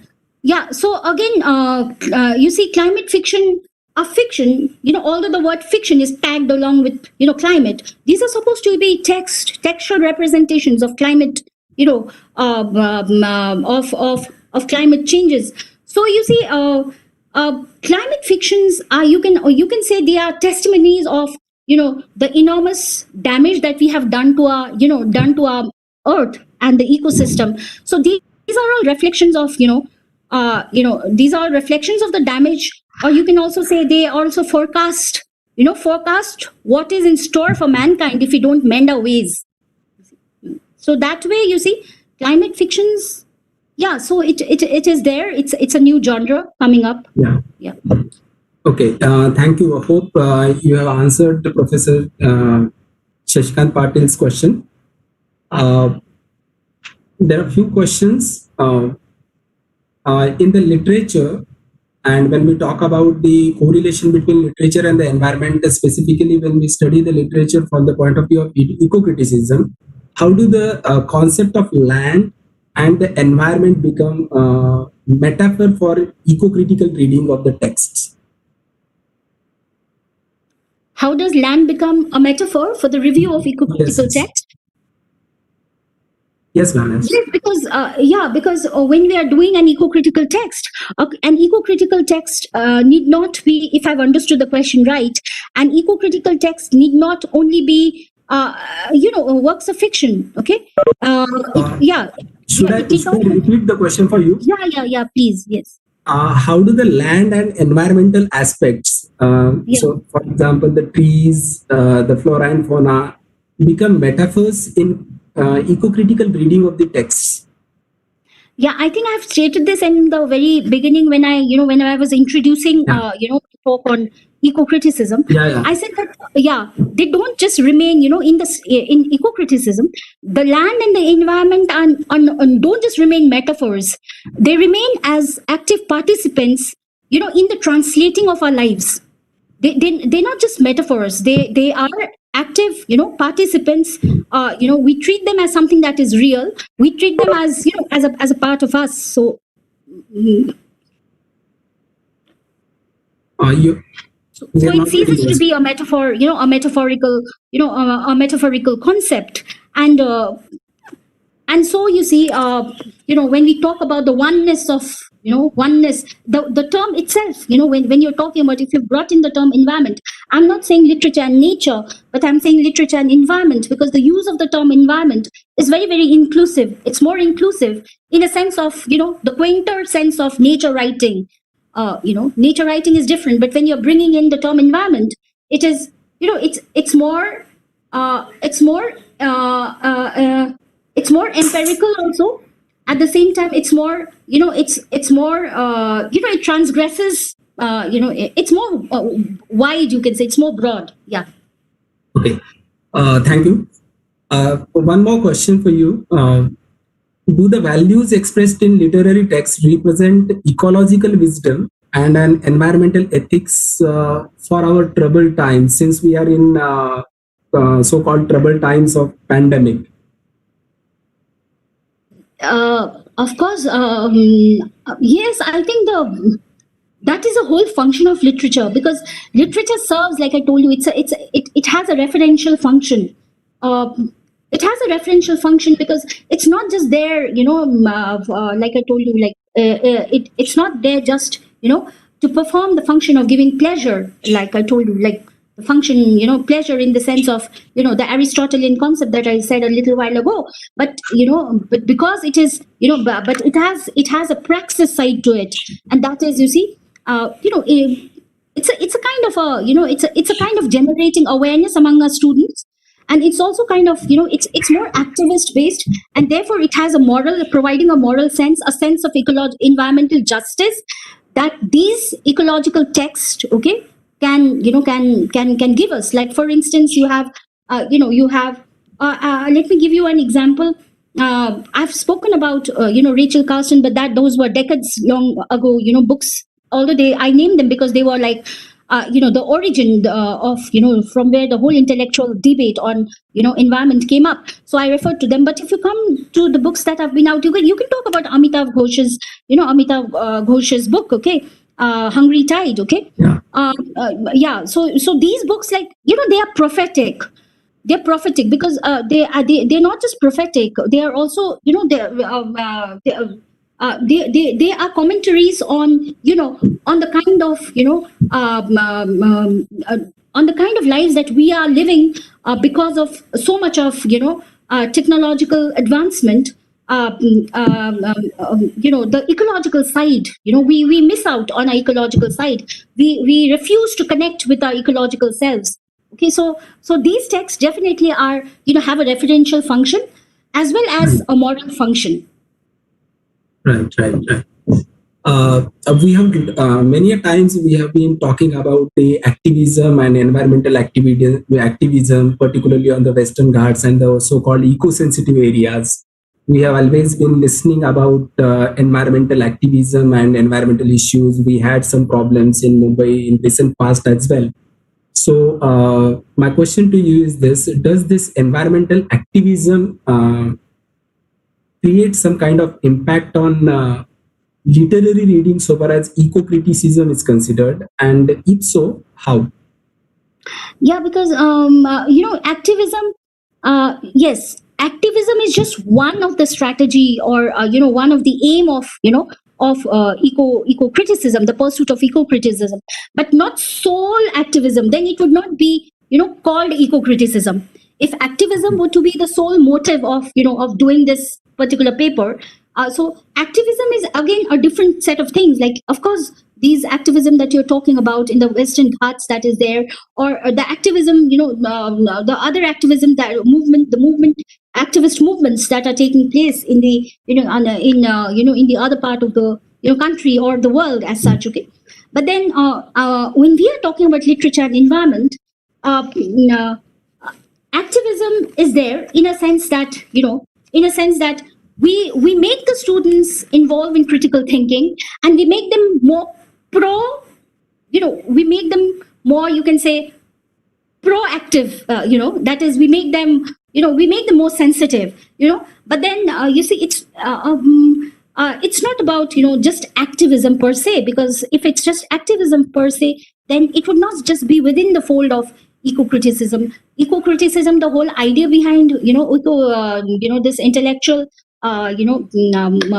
study is, to trace how, to trace the representation of ecology in literature, and to see an element of oneness that, that is there in ecology, and how representations of nature have, have been, have been there in literature, down the literary history. Okay, so it's not actually the same thing, because activism is a part of eco-criticism, but again, it's activism is not eco-criticism. That's how I can say. Okay, so Activism is not eco-criticism, there is but, always an exchange, right? So there is Yes, always yes. an exchange between activism and literary readings, right? yes, the borders, like I said, you is very permeable. So, like, yeah, very pervious. Yes, yes, I agree with Okay, you. yeah. I would take the luxury of time and I would ask you a few more questions. Would you please enlighten us on ecofeminism? Yeah, ecofeminism, like okay, I have not touched upon ecofeminism, but then you see, ecofeminism is, as a movement that actually tries to find, a parallel between, between, the bodies of women as sites of oppression, and to find its parallel with, with, you see, the deterioration of environment on the other hand. So, and the, again, the divide between, the body, and the mind. Okay, and the body, so yeah, the body and the mind, nature versus the culture. Now, such binaries, if you look at such binaries, the women is always, women are always equated with the body as opposed to the mind, and the mind is definitely superior. So if women are, if women are the bodies, men are the mind. So naturally, it gives us a, it gives us a view that men are definitely superior to women. Okay, and if women are nature, that is the, the raw side of nature, wild, untamed, uncouth. So man represents culture, the more refined, the refined side. So, so you see, ecofeminism is therefore, a movement that, that has come forward to actually, seek a kind of a parallel study between women and literature, women and, ecology. Yeah, that's it. Okay, okay. Thank you very much. Thank you. Yeah. Now, thank you, Rosie, for Dr. Rosie, for enlightening us on one of Thank the you, Shivaji. important and emerging areas of intersections between literature and environment. You have comprehensively represented the panoramic spectrum of ecological implications of the spaces.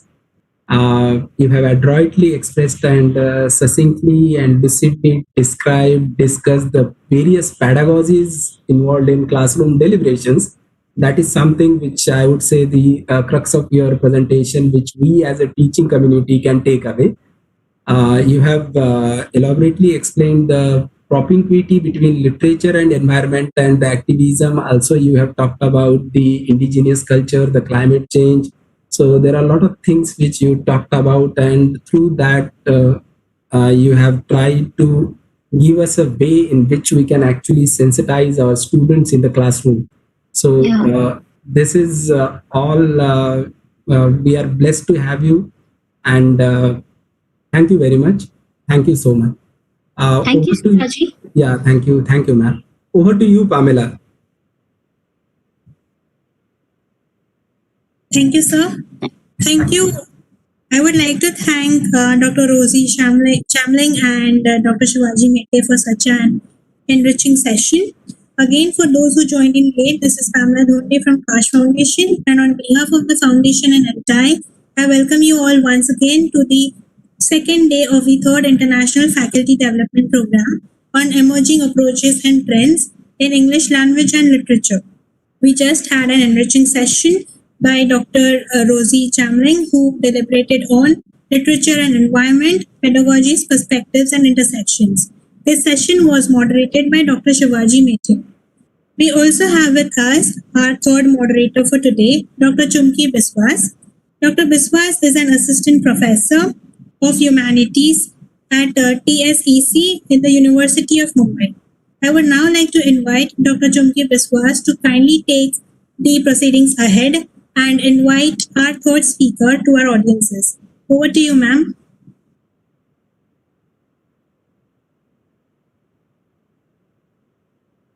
Good evening to everyone. I think we are starting, 3 minutes earlier than we were supposed to, but that's fine. Chumki, please switch on your video. Video is on. I'll try again.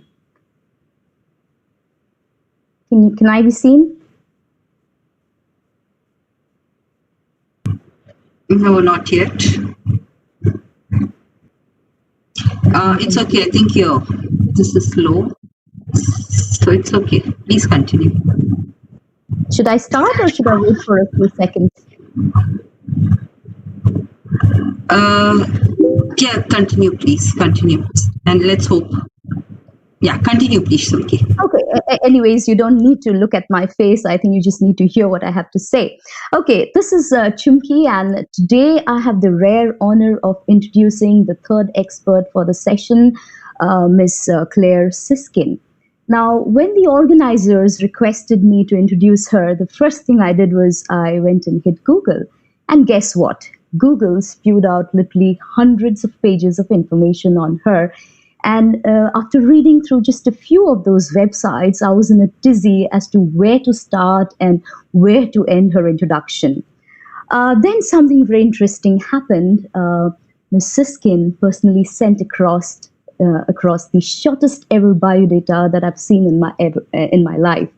The brevity of her biodata is testimony to the fact that she is an incredibly humble person about her accomplishments. Today, I don't even need a sheet of paper to read out from. So, Miss Siskin is an educational consultant. She is also a teacher trainer. But what she's most interested in is in computer-assisted language learning, the acronym for which is CALL. Now, she has 20 years of teaching experience in the ESL classroom, and in the past, she has chaired the interest section of CALL for TESOL. Recently, she has completed a 3-year stint as a member of the board of directors of TESOL. Now, her primary interest is in creating global awareness towards digital literacy, and for this, she has traveled extensively all over the world. And today, she has covered 24 different countries where she gives presentations and also conducts workshops on digital literacy. Now, you might be mistaken into thinking that English is the only area of interest she has. You might be surprised to know that she actually majored in Spanish, and she's an expert in Portuguese and French. She also has a certain amount of mastery in Greek, Latin, Russian, and Malay. But what blew me away about her when I read through her CV is the fact that despite coming from the arts background, she is also a computer programmer, and she has worked extensively with LiveCode, which is an open source platform that helps educators create customized educational softwares that can run almost on all operating systems.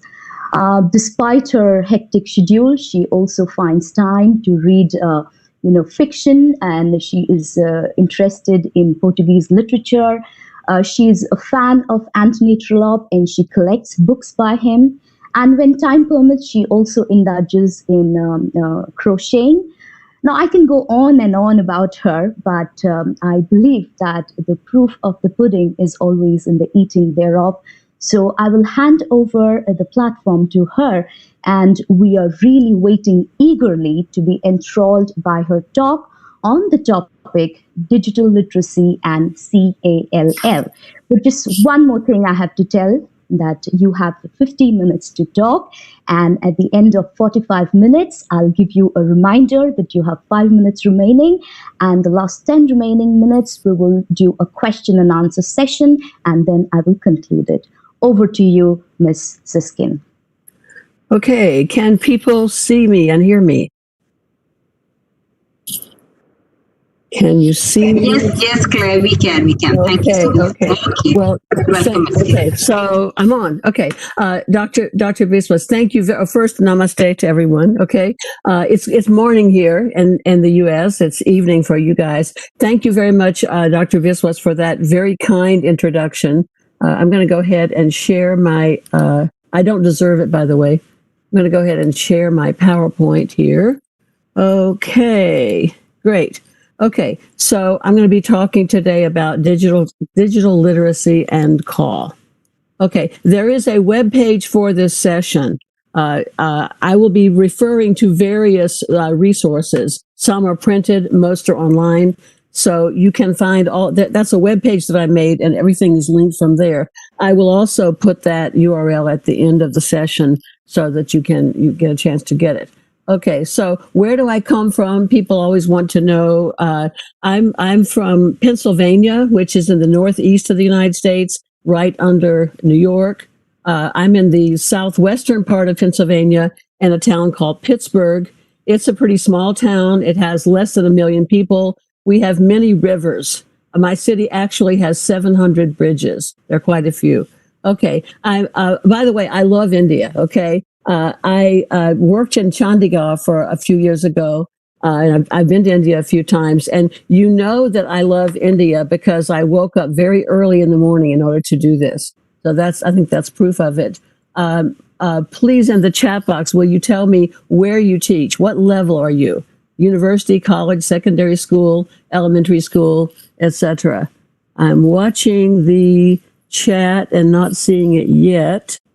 There might be a little bit of a delay, but if you could just let me know who I'm talking to. I'm not seeing it yet, but that's okay. If you get a chance, just in the chat box on YouTube, just tell me what level you teach at. Okay, so the overview of what I'm going to say. First, I'll talk about digital literacies. Then we'll talk about whether our students are digitally literate. What do they and we need to know? And then something about digital literacy and call, a few issues or problems, and then some of my suggestions, and then a discussion. Okay, nowadays, digital literacy is a thing. It's something that we talk about a lot, and we often use this in the plural. We talk about digital literacies. Okay, what are digital literacies? Oh, I see now that the scroll is working. Tell me what you think digital literacies are. Please type that in the chat box as fast as you can. I have a lot of slides. I'm going to go really fast. Let's see. I'm going to wait a second and see if it shows up. If it doesn't, I'll just go on. Gita, what do you think digital literacies are? I'll put her on the spot. I can see her chat at least. Internet usage, teaching technology. Okay. I think there's a lag between what is in the chat box and what I'm saying. So I'm going to go ahead and I'll just give you some ideas. Okay. Here is a formal definition. Digital literacies, the individual and social skills needed to effectively interpret, manage, share, and create meaning in the growing range of digital communication channels. And that reference, Dudney, Hockley, and Pegram is on my the webpage. To me, that seems like a very complicated definition, so I made a shorter, easier one. Being able to find, manipulate, create, and share stuff. That's my definition. I think that pretty much sums up what it is. Okay, so are our students digitally literate? Do they have those capabilities? Okay, Have you heard the discussion about digital natives and digital immigrants? The natives are people born after 1980. The immigrants are the rest of us. And it's very commonly observed that young kids are better with technology than adults. However, this really, research has shown that this is kind of a myth. The myth of the digital native. We cannot assume that our students really know enough. A recent survey showed that only 23% of college students could conduct a well-executed internet search. So, and there's been some research about this, like Wang Ying. Digital natives are more comfortable with technology, yes, but they don't always know about the pedagogical uses of digital resources. But they can be taught. We can teach them these skills that they know. The current thinking is that maybe you think your students know more about technology than you do, but maybe they really don't. So you have to be careful about that. Okay, so what do we need to know? What do they need to know? There's a whole big list of different kinds of literacies. Print literacy, okay. Just the fact that you get a printed book, you know, because you have print literacy, that you will find the title in the beginning. You may find an index in the back. You may or may not find a table of contents. That's print literacy. Texting literacy, we know that kids are much better at texting than older folks. Hypertext literacy, putting in links. Tagging is very popular, especially Twitter and Facebook. Multimedia literacy, can we create video, record them, publish them? Personal literacy, how much of your personal information do you want to be available and where? Information literacy, handling information. Gaming literacy, how good are you at playing games? Me, I'm not good at games at all. Mobile literacy, dealing with apps on your phone. Intercultural literacy, how well can you communicate with people in other cultures? Participatory literacy. When you're participating in a forum like this, do you know how to do that? So these are the different kinds of literacy that we need to know about and be aware of. And our students also need to be aware of these. It means dealing with copyright, intellectual property, privacy, very big issue. Research skills, large amounts of data, big data. Okay, we have to be careful about netiquette, the etiquette of working on the net. You've all seen pictures like this. This is somebody who doesn't know how to behave, doesn't know how to address an email, doesn't know what information should be forwarded or not. It's a very important skill. Okay, however, don't worry. I know when I first saw this term digital literacy, I was very afraid. I thought, oh no, this is something new that I have to learn, not just another new thing that teachers have to worry about. I think we should all relax. You're already doing a lot of this. It's a new term, or new in the last 5 years, but the concepts and the skills are not all so new. Okay, so I want to talk now about digital literacy and call. Okay, digital literacy includes a lot of skills that used to have other names, like computer literacy. We used to call it computer literacy. We used to call it call. We still do call it call. So it's all of those things that we've been talking about for 20 or 30 years come under this big umbrella of digital literacy. Okay, are you familiar with this term call? Computer-assisted language learning. It's a very broad umbrella term that includes digital literacy. Okay, there are some other acronyms that you may be familiar with. TEL, Technology Enhanced, CEL, ICT. I think you use ICT a lot in India. MAL, Mobile Assisted Language Learning. Okay, these are all different acronyms. I like to use CALL. I have a link on that webpage to a really good article. It's called Why Call, Call, Call? Why do we use CALL? Okay, and I think it has a good rationale there. And some people say, well, we're not using computers now, we're using tablets, we're using phones. And we have this old idea of what a computer was. But today we have tablets, cell phones, but they are really computers because they have all that power that a computer has as well. So for me, it's fine to continue to use CALL. CALL is really a recognized field now. Some people know what it is. They recognize it, especially in Europe and Canada and the United States. There are many, many organizations that feature CALL in the title. Eurocall, Asia Call, World Call, Glow Call. The Glow Call, well, it should have been in Malaysia this year. It was canceled. A few years ago, it was in India. It was in Ahmedabad. As Call, Arizona Call. There are many, many organizations with call in the title. There are also many books and journals that deal with call. Hundreds, I would say, and hundreds of PhD dissertations about call. It's now a recognized field. Okay. However, it has become a more popular term, but it's also become very vague because now call is not just one thing. There are many, many different options. Okay. Such as World Wide Web. That gives us access to the authentic language.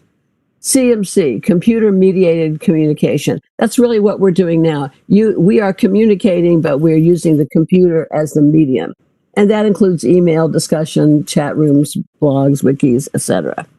Constructivist projects, by which we mean student projects, where students are using word processing, presentation software like Prezi or PowerPoint, multimedia portfolios, creating audio files, creating video files, creating web pages. So all of those are considered part of constructivism. The old-fashioned tutorial call, the courseware, we call it drill and practice. Sometimes we call it kill and drill and kill. Okay, I think it's kinder to refer to it as language practice software. Okay, then there's web-based call. Okay, a lot of useful ability ways that students can practice English on the web. Concordances, where students analyze text, all kinds of electronic references, such as dictionaries, encyclopedias. These might be on CD-ROM or they might be web-based. Okay, and of course, online courses, and that's very, very big today because of the coronavirus. Okay, so anyway, there's also of course, now some of the newer trends are augmented and virtual reality. That's also part of call. Gamification, very trendy right now, using computers to play games and all kinds of game-based language learning activities and exercises. Social media, of course, extremely important. Lots of language activities can happen because language is a social activity. Okay, so I think we have to be careful about putting things in categories. What does this look like? Peter doesn't like it, and then we have to choose A, B, C, D. Okay, so we have multiple choice. We have a very traditional looking drill. So we might say, oh, that's old fashioned. That's a traditional exercise. But where did I get this? I got that from Facebook. So what category do you put that in? Do you put it in social media or do you put it in tutorial? So I think we have to be careful about having very rigid categories for different types of activities. Okay, there are some issues. There are always issues, right? Always issues and problems. I wanted to touch on some of those briefly. There are rapid, I heard one of the earlier speakers talk about these rapid changes in technology. Makes it very difficult for teachers, for students, and for schools, certainly. A lot of digital tools don't really work very well. We all know of cases where spell checkers don't work, electronic translators don't work. Usually when we get these new tools, we resist them at the beginning, and then gradually we start to accept them, even though they are never going to be perfect, or at least they're not perfect right now. Okay, this is a really interesting article. I have a link to this article on my webpage, How E-Reading Threatens Learning in the Humanities. There are hundreds of comments there, pro and con. Is it really a good idea to read things electronically? And you can go there and post your opinion. Okay, information overload is certainly an issue. Sometimes we just feel overwhelmed by all the information and we think, oh my God, the problem is technology, the problem is the internet, when in fact, these are not new issues. Here's a quotation from the Bible. Books, of making many books, there is no end. That's from Ecclesiastes, okay? And Seneca, writing in, I think, 66 AD, the reading of many books is distraction. So this problem of information overload is not a new 21st century problem. Scholars have been complaining about this for many, many years. Okay, another problem, of course, with technology goes along with this resistance to change, okay? When we first got postcards, everybody was upset. Oh no, postcards are bad. People will stop writing letters. They undermined letter writing. When the people got the telephone, oh my God, oh, that's horrible. People will contact people in inappropriate ways. When comic books first came out, people said that comic books were the cause of juvenile delinquency. Television was considered to be an evil influence. My father thought television was an evil. We didn't have a TV when we were kids. He thought TV was bad for children. So there's always going to be a certain resistance to any kind of change or new technology. One response to overload that we as teachers can help with is curation. And that is, we can collect the good stuff. We all know that not everything on the internet is that wonderful, but we can help our students to guide them toward the good stuff, the good material, the useful material. Okay, another issue is that things will go wrong. They just will. We always have to have some kind of a backup plan. Even this morning, I tried to connect about 15 times before I finally got connected. So, you know, it's never going to be perfect, or it's not perfect now. Okay, a lot of teachers worry that students will know more than they do. And I'll talk more about that later. This is a big fear. I once had a teacher who said to me, I will never take my students to the computer lab if there is one student who knows more about technology than I do. I thought, well, then you'll never go. You're always going to have people who know more about it than you do. Okay, fear of replacement. This is something I want to explore in some detail. Actually, teachers are at a very low risk of automation. And I've got an article about that on my webpage. But a lot of teachers worry about that. I think they're a little bit wary about technology because they think, is this computer going to take my job? Now, who is to blame for this fear? You know, everybody blames everybody else. I have a theory about this. My theory is maybe it's people like me. Maybe we are to blame, the call specialists and the practitioners. And I think that this has often been cited in the literature that teachers are afraid that computers are going to replace them. And we brush it off. We say, oh, don't worry about it. That's silly. That's a silly thing to worry about.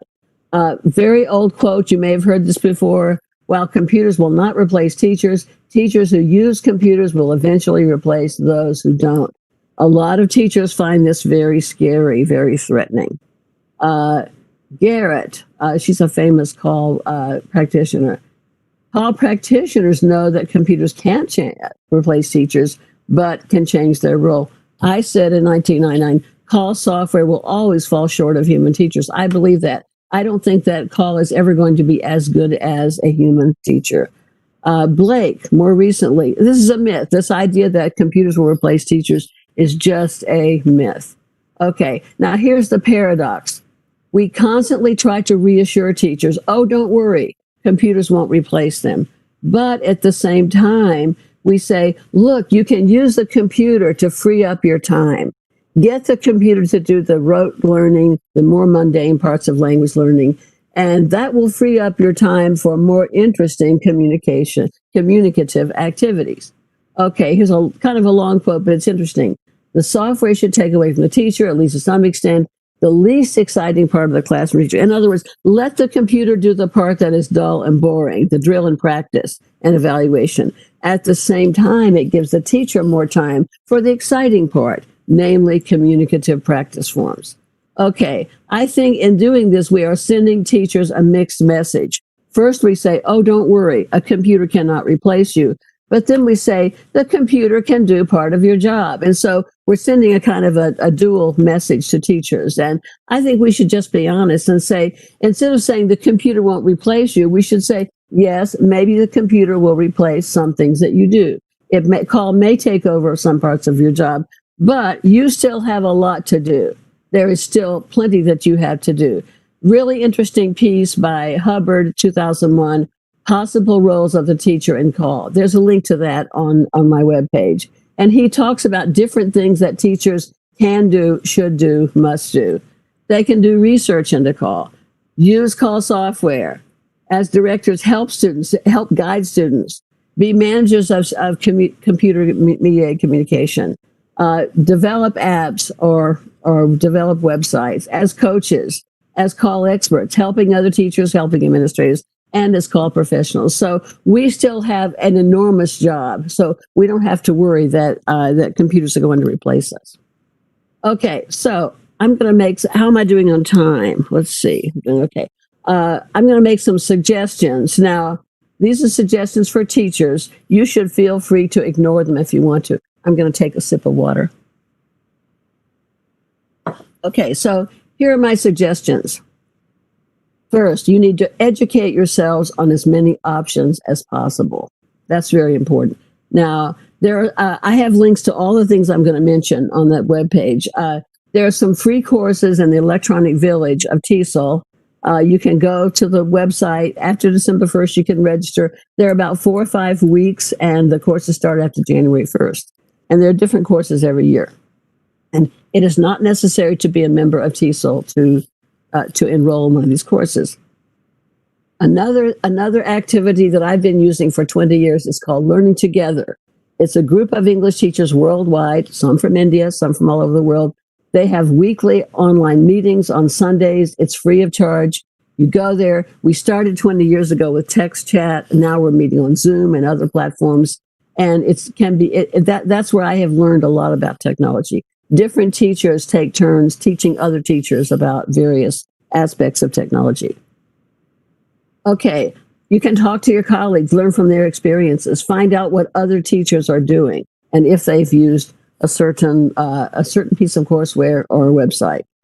Okay, ask your children for help. Ask your students for help. Okay, give yourself a break. If you don't know everything, it's okay.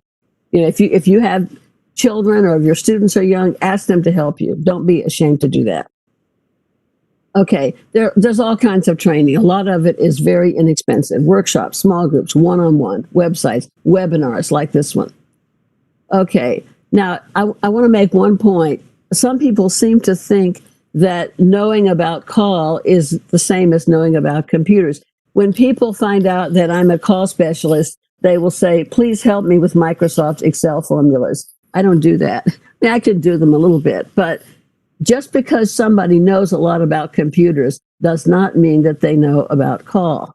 Okay, it's a different thing. Okay, just because you know about call, it doesn't mean that you have experience with call. You might know what the software is, what the best websites are, but that's not the same as having experience with call. I look at it this way. There's general computer literacy. Can you use a computer? There's call literacy, knowing about call. And then there's the pedagogical use of call, which is actually using it in teaching. The most interesting quote I ever got from a teacher is, okay, I know what to do with the computer. I know what to do with the software. What do I do with the students? And this is where call pedagogy comes in. And it's very important. So those are really 3 separate steps, I think. Okay. Here again, you have to be realistic. Don't expect any website or software package or mobile app to do everything. It's not going to be the same as a human teacher. You're lucky if you can find a mobile app that does one thing and does it well. Okay, don't believe all the claims. Don't believe everything that the commercial companies and websites tell you. Okay, don't join every technology stampede. Something new comes along and everybody goes to that thing. Just be patient, be calm, wait and see how it works out. You know, it may not be for you. So just because something is popular or trendy doesn't mean it's going to work in your situation. Okay, you need to add options gradually. Don't try to do everything at once. In your classroom, I imagine that you use books. You use a whiteboard. You might show videos. You might play audio files. You might use music. You might show maps. You might show pictures. But you don't do all those things at the same time. So don't try to take all these options in call and use them at one time. Just add one option, then later add another one. Okay, if your school or campus has technology planning committees, somebody from your department needs to participate in those so that you know what's happening, so that you have a voice. Okay, now here's where things are going to get a little bit controversial. We as English teachers have to own our use of technology. We have to get administrators and other leaders to listen to us and to respect us They respect our judgment. Okay. Have you heard about the edupunk movement? Not popular with everybody, extremely popular in South America. Basically, it was founded by a man named Jim Groom. He's a professor of educational technology. He started edupunk. Basically, the philosophy of edupunk is we teachers want to decide how to use technology. We don't want our director or principal or manager or dean to tell us what to do, to tell us what software to use or how to use it. We want to decide that. We want to make those decisions by ourselves. I realize that's not going to be a popular idea with everybody, but I think it's very important because we know our students and we should have that respect. As I said, edupunk is very popular in South America. I found this cartoon in Spanish. I took out most of the Spanish words. Also, I could not translate because the language was not very polite, okay? But I wrote, basically the idea is I'm an edupunk, don't tell me what to do. Don't buy $1 million software package and put it in my school without consulting me. Ask me my opinion. Let me vote. Let me have a voice in this. Do it yourself, okay? No rules. Basically, the idea is we want to have that power. We want to make those decisions. And I think this is a very powerful idea. Not popular with everybody. Certainly not popular with our boss, but I put it out there. Something for you to consider. Okay. The fact is that most teachers have absolutely no choice about hardware, software, or policies. Some person from above makes all those decisions for us. Sometimes they don't even consult us. I think CALL works better when teachers have a voice in this decision-making process. And of course, they have to make good choices. Okay, teachers should be encouraged to create their own CALL materials of all types. This is a workshop that I did in Egypt where teachers were writing some CALL exercises. This is my software development, my app development team. I did a project in Bangladesh. I believe strongly that teachers should be creators of their digital resources, not just consume things that other people made. You know, we get textbooks, we don't always like them, so we write our own materials. We can do this for CALL too. With this team, we made an app for Android a couple of years ago, and we're very proud of it. It's called Brimming. There's a link to it on that page, and here are the students in Dhaka, and they're all using the software that we made. It has vocabulary, it has listening. Does it have grammar? No, it has reading, it has various aspects. But we did that ourselves, and we were very proud of that. And I actually don't know any American teachers who are developing apps. That they use apps a lot, but they're not developing. So we're very proud of that project. Okay, you probably have an IT person on your campus or in school. Learn how to be nice to that person. Learn how to communicate with them. They have certain terminology or buzzwords and acronyms. It's a different language, but you're good language learners, so you can learn it. But learn how to communicate with them. It's not always easy, but that's important. We're good, as English teachers, we're very good communicators, and we have to do that. Okay, don't wait for perfect conditions. Don't wait till you have good internet. There are a lot of things you could do even if you don't have good internet, like word processing. Okay, a lot of people tell me, my school doesn't have internet. My school doesn't have audio speakers. My school doesn't have voice recording devices. So I can't use technology. And what I say to you is, if you can't get what you want, just use whatever you have, okay? Start simple, start with what you have. And if you use that effectively, then try to figure out how to ways to get more. Be very careful about techno snobbery. Are you a techno snob? I hope not. A techno snob is somebody who says, my device is newer, it's better, it's faster, I paid less than you did. I hear teachers do this, you know, and it really bothers me. Somebody asked a question there, but I couldn't see it. It said, Madam, could you? It was all I could see. But anyway, a lot of teachers become very intimidated. It says, please suggest H. I cannot read the rest of the question. It only says, please suggest H. Oh, well, so I guess somebody will break in if it's important. Please, I think we need to relax and not worry if we have the latest, greatest devices or software or whatever. My advice, if you're a techno snob, just stop it. Okay. Stop being a techno snob. Use what you have. Okay. Just use whatever you can and don't worry about it. There are always going to be naysayers when it comes to technology. And sometimes I spend a lot of time fighting with naysayers saying, oh, no, this is wonderful. I think sometimes the naysayers are correct. If they are correct, go ahead and admit it. Okay. For example, when there are a lot of critics of call, computers can't communicate. True. A computer is a stupid box. Poorly designed call materials. True. There are errors in content. Yeah, absolutely. I have seen teachers who find one error on the computer screen, then they don't want to use the whole program. Well, printed material has errors. Textbooks have errors. Sometimes there are bad administrative decisions. In the United States, in a lot of schools, they have taken out the music rooms and programs and classes.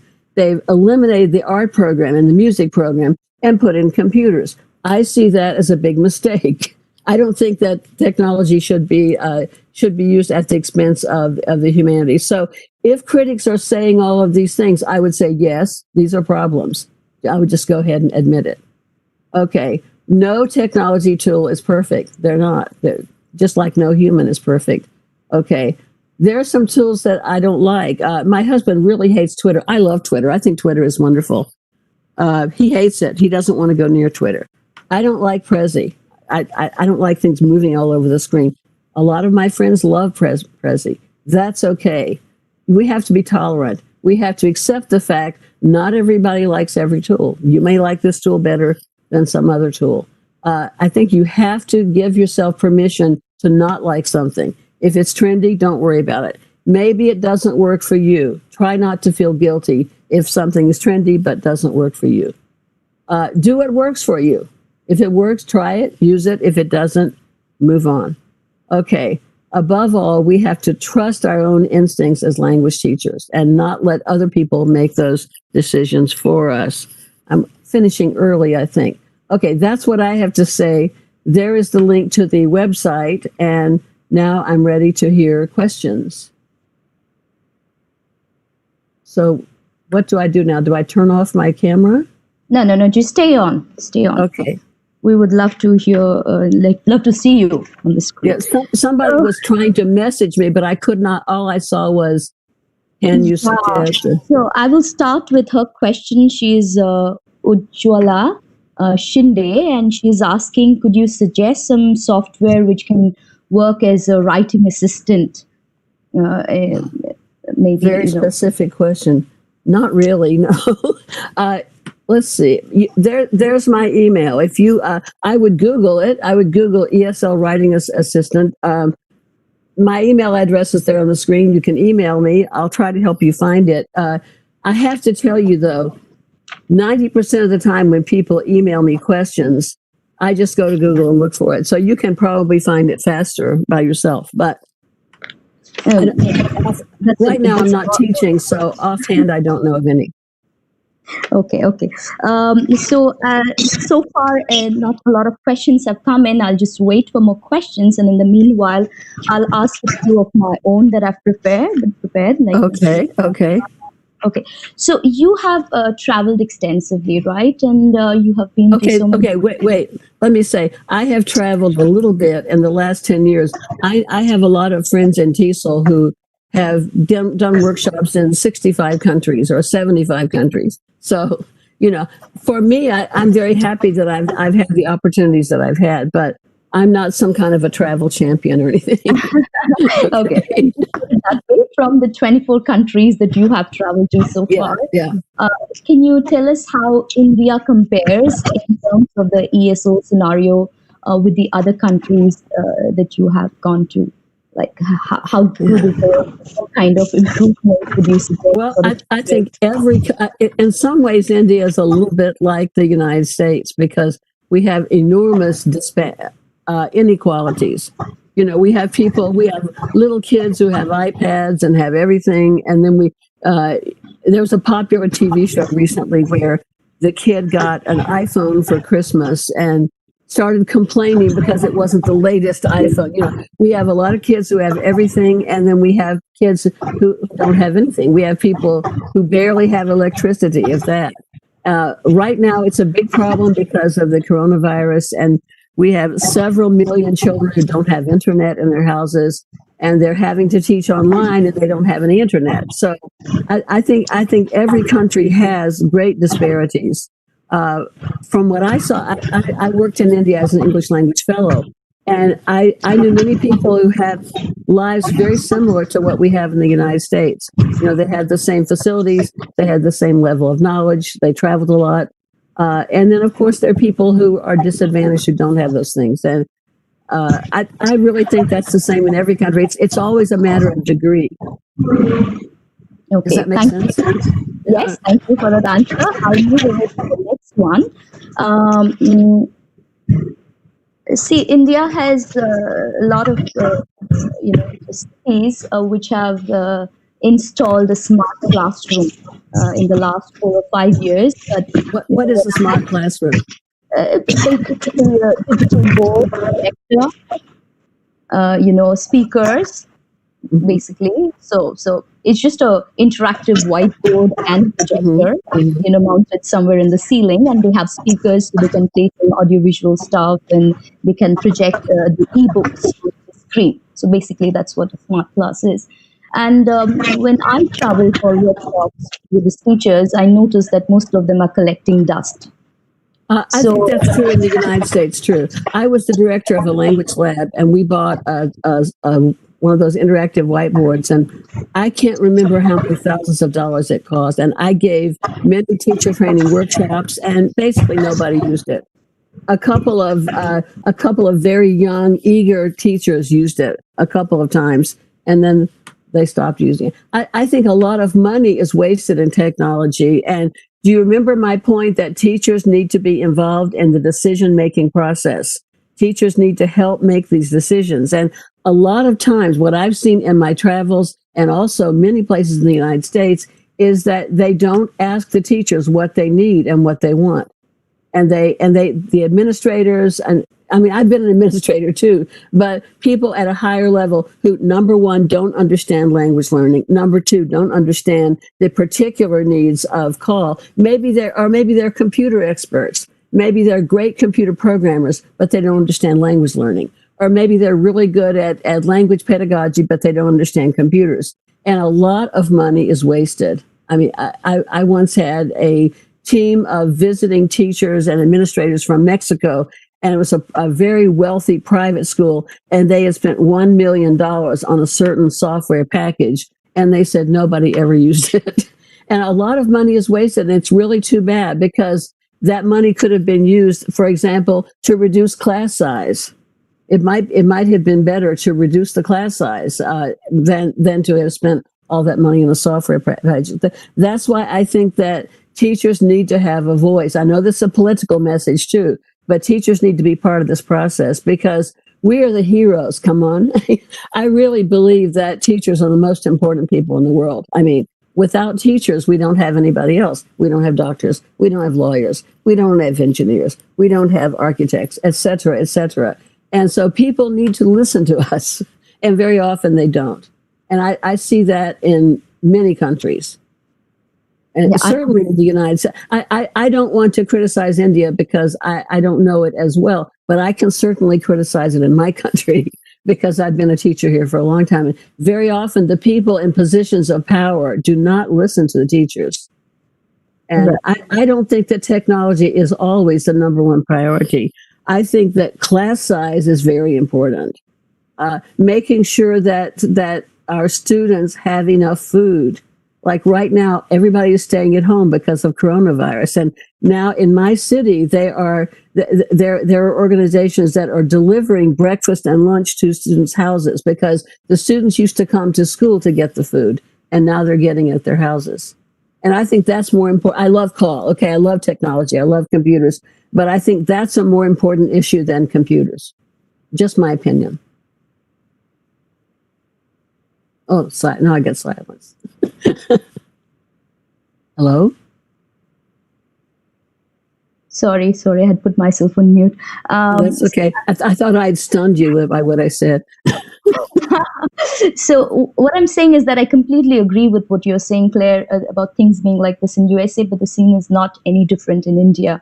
And about the management forcing people to do what they think is the right way of teaching and what will be helpful students. So, the next question I want to ask you is that, see, as you correctly pointed out, that India is almost 70% rural area. So forget about internet, they might not even have electricity at times. So what kind of suggestion would you give to these teachers, like what kind of tools they can use, to at least tend towards some sort of, digital teaching, some softwares that you can suggest? For example, I find that I cannot teach these days without slides. It can be Google Slides, it can be Prezi, or it can be. Oh, yes, you can. You can. So I find it very difficult for myself because I'm unable to hold the attention of the audience without the slides for a long time. So I want you to suggest, if you possibly can, a few softwares which you feel a teacher must learn and a teacher must have, given the kind of situation we are in right now with this online teaching, because this is going to go on for the next 1 year, I think. Okay, if you don't have internet, when I was in India, I've also worked in Indonesia and Nepal and Bangladesh. What I used to do a lot of workshops on this is that what do you do if you're not connected? Because a lot of people, or even if people have internet, the director says, "Oh yes, we have internet." Well, it's very slow. It's very restricted. It has a lot of different problems. The number one thing that teachers should do and get their students to do is to learn how to get very good at word processing. To use a word processor like Microsoft Word or one of the free versions like OpenOffice, you don't have to have an internet connection. And there are many communicative activities that you can do, that you can have students do. You can have each of them write a message, and then if you don't have your computers on a network and you don't have internet, have the students create a text, save the text. Everybody in the class stands up and walks to the next computer. And then you can read the text that other people have read. You can manipulate it, and then you can work on it from there. But somewhere on my website, I have a page about word processing, communicative word processing activities. That's an idea. People keep putting messages up there. Like one of them said, "Claire, what do you think about?" I cannot read those messages because I read only the first part. And so if you're sending me those messages, I'm not getting them, just letting you know. But yeah, I think just about every computer, you could have a computer that's 15 years old. And if it has one piece of software, it has a word processor. And that's something that we can use to create a lot of language and a lot of activities. So that's one idea. Yeah, right. Thank you. It's pretty simple to work your way around if you really put your mind to it. The next thing I wanted to talk about, since you came on the topic of communicative language teaching, and I see that we do have some time, and then we all understand the importance of activities in the classroom, like some kind of task you give them. So most people have a pretty vague understanding of what is a task-based activity in a language teaching classroom. So if you could elaborate a little bit on that, and also tell us how on an online platform we can modify the existing task-based activities so that you can deliver them online and make it equally interactive, because right now group work or pair work is out of the question. So a child is on the other side and mostly he's alone. So how do we modify these activities which are basically group work or team pair-based, and sorry, go ahead. So I didn't mean to cut you off. No, that's fine. That's absolutely fine. Please go ahead. Okay. I disagree that pair work and group work are impossible. If you have some kind of a learning management system like Moodle, or even if you have Zoom, okay, you can put people in breakout rooms and pairs, and you can give them tasks. You can have people write a paragraph, and you can have a discussion board, and you can have people comment on it. You can have two students work together. Maybe they can use if they have phones, they can use something like WhatsApp to write their text, and then they can put that text into the learning management system and have other people comment on it. I have if you go to at the bottom of the web page here, it says back to Claire's website. If you go to presentations, I did a webinar 2 days ago about promoting autonomous learning, and it has a lot of ideas for how students can interact with one another. They can do peer editing. You can set up a discussion board, and you can have somebody write a paragraph, and you can have other people comment on it. You can have them do an audio, assuming that you have microphones and speakers and all of that. Okay. But certainly, even if you don't have multimedia, you can do a lot just with text. So there are a lot of activities that you can do. Yeah, I agree with you, but the problem is in India, the population is so big that the teacher to student ratio is really high. So it's not like we have 20 students or 15 students in the room. We have literally 100 and 120 students in each classroom that we're doing these days. So what you're saying sounds very interesting and doable, but when we're actually trying to do it in the classroom, it creates a lot of chaos.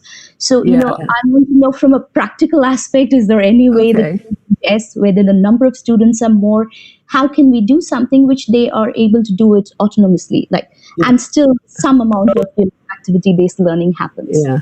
I think that you can try to use peer collaboration as much as possible. I taught a class in linguistics, and a language class, usually, if you're lucky, you have 15 or 20 or 25 students. My linguistics class has 65 students, and they always ask me questions, okay? I didn't have time, and they thought I should be there 24 hours a day. This is a disadvantage of online. They expect the teacher will be there all the time, and you have to sleep and eat and do other things. So I put up a discussion board. I was using Blackboard at the time. And I said, if you have a question, put the question here, and other people in the class can answer it. So try to shift some of the responsibility for learning and helping one another onto the students, so that all of the burden doesn't fall to the teacher. And I was amazed.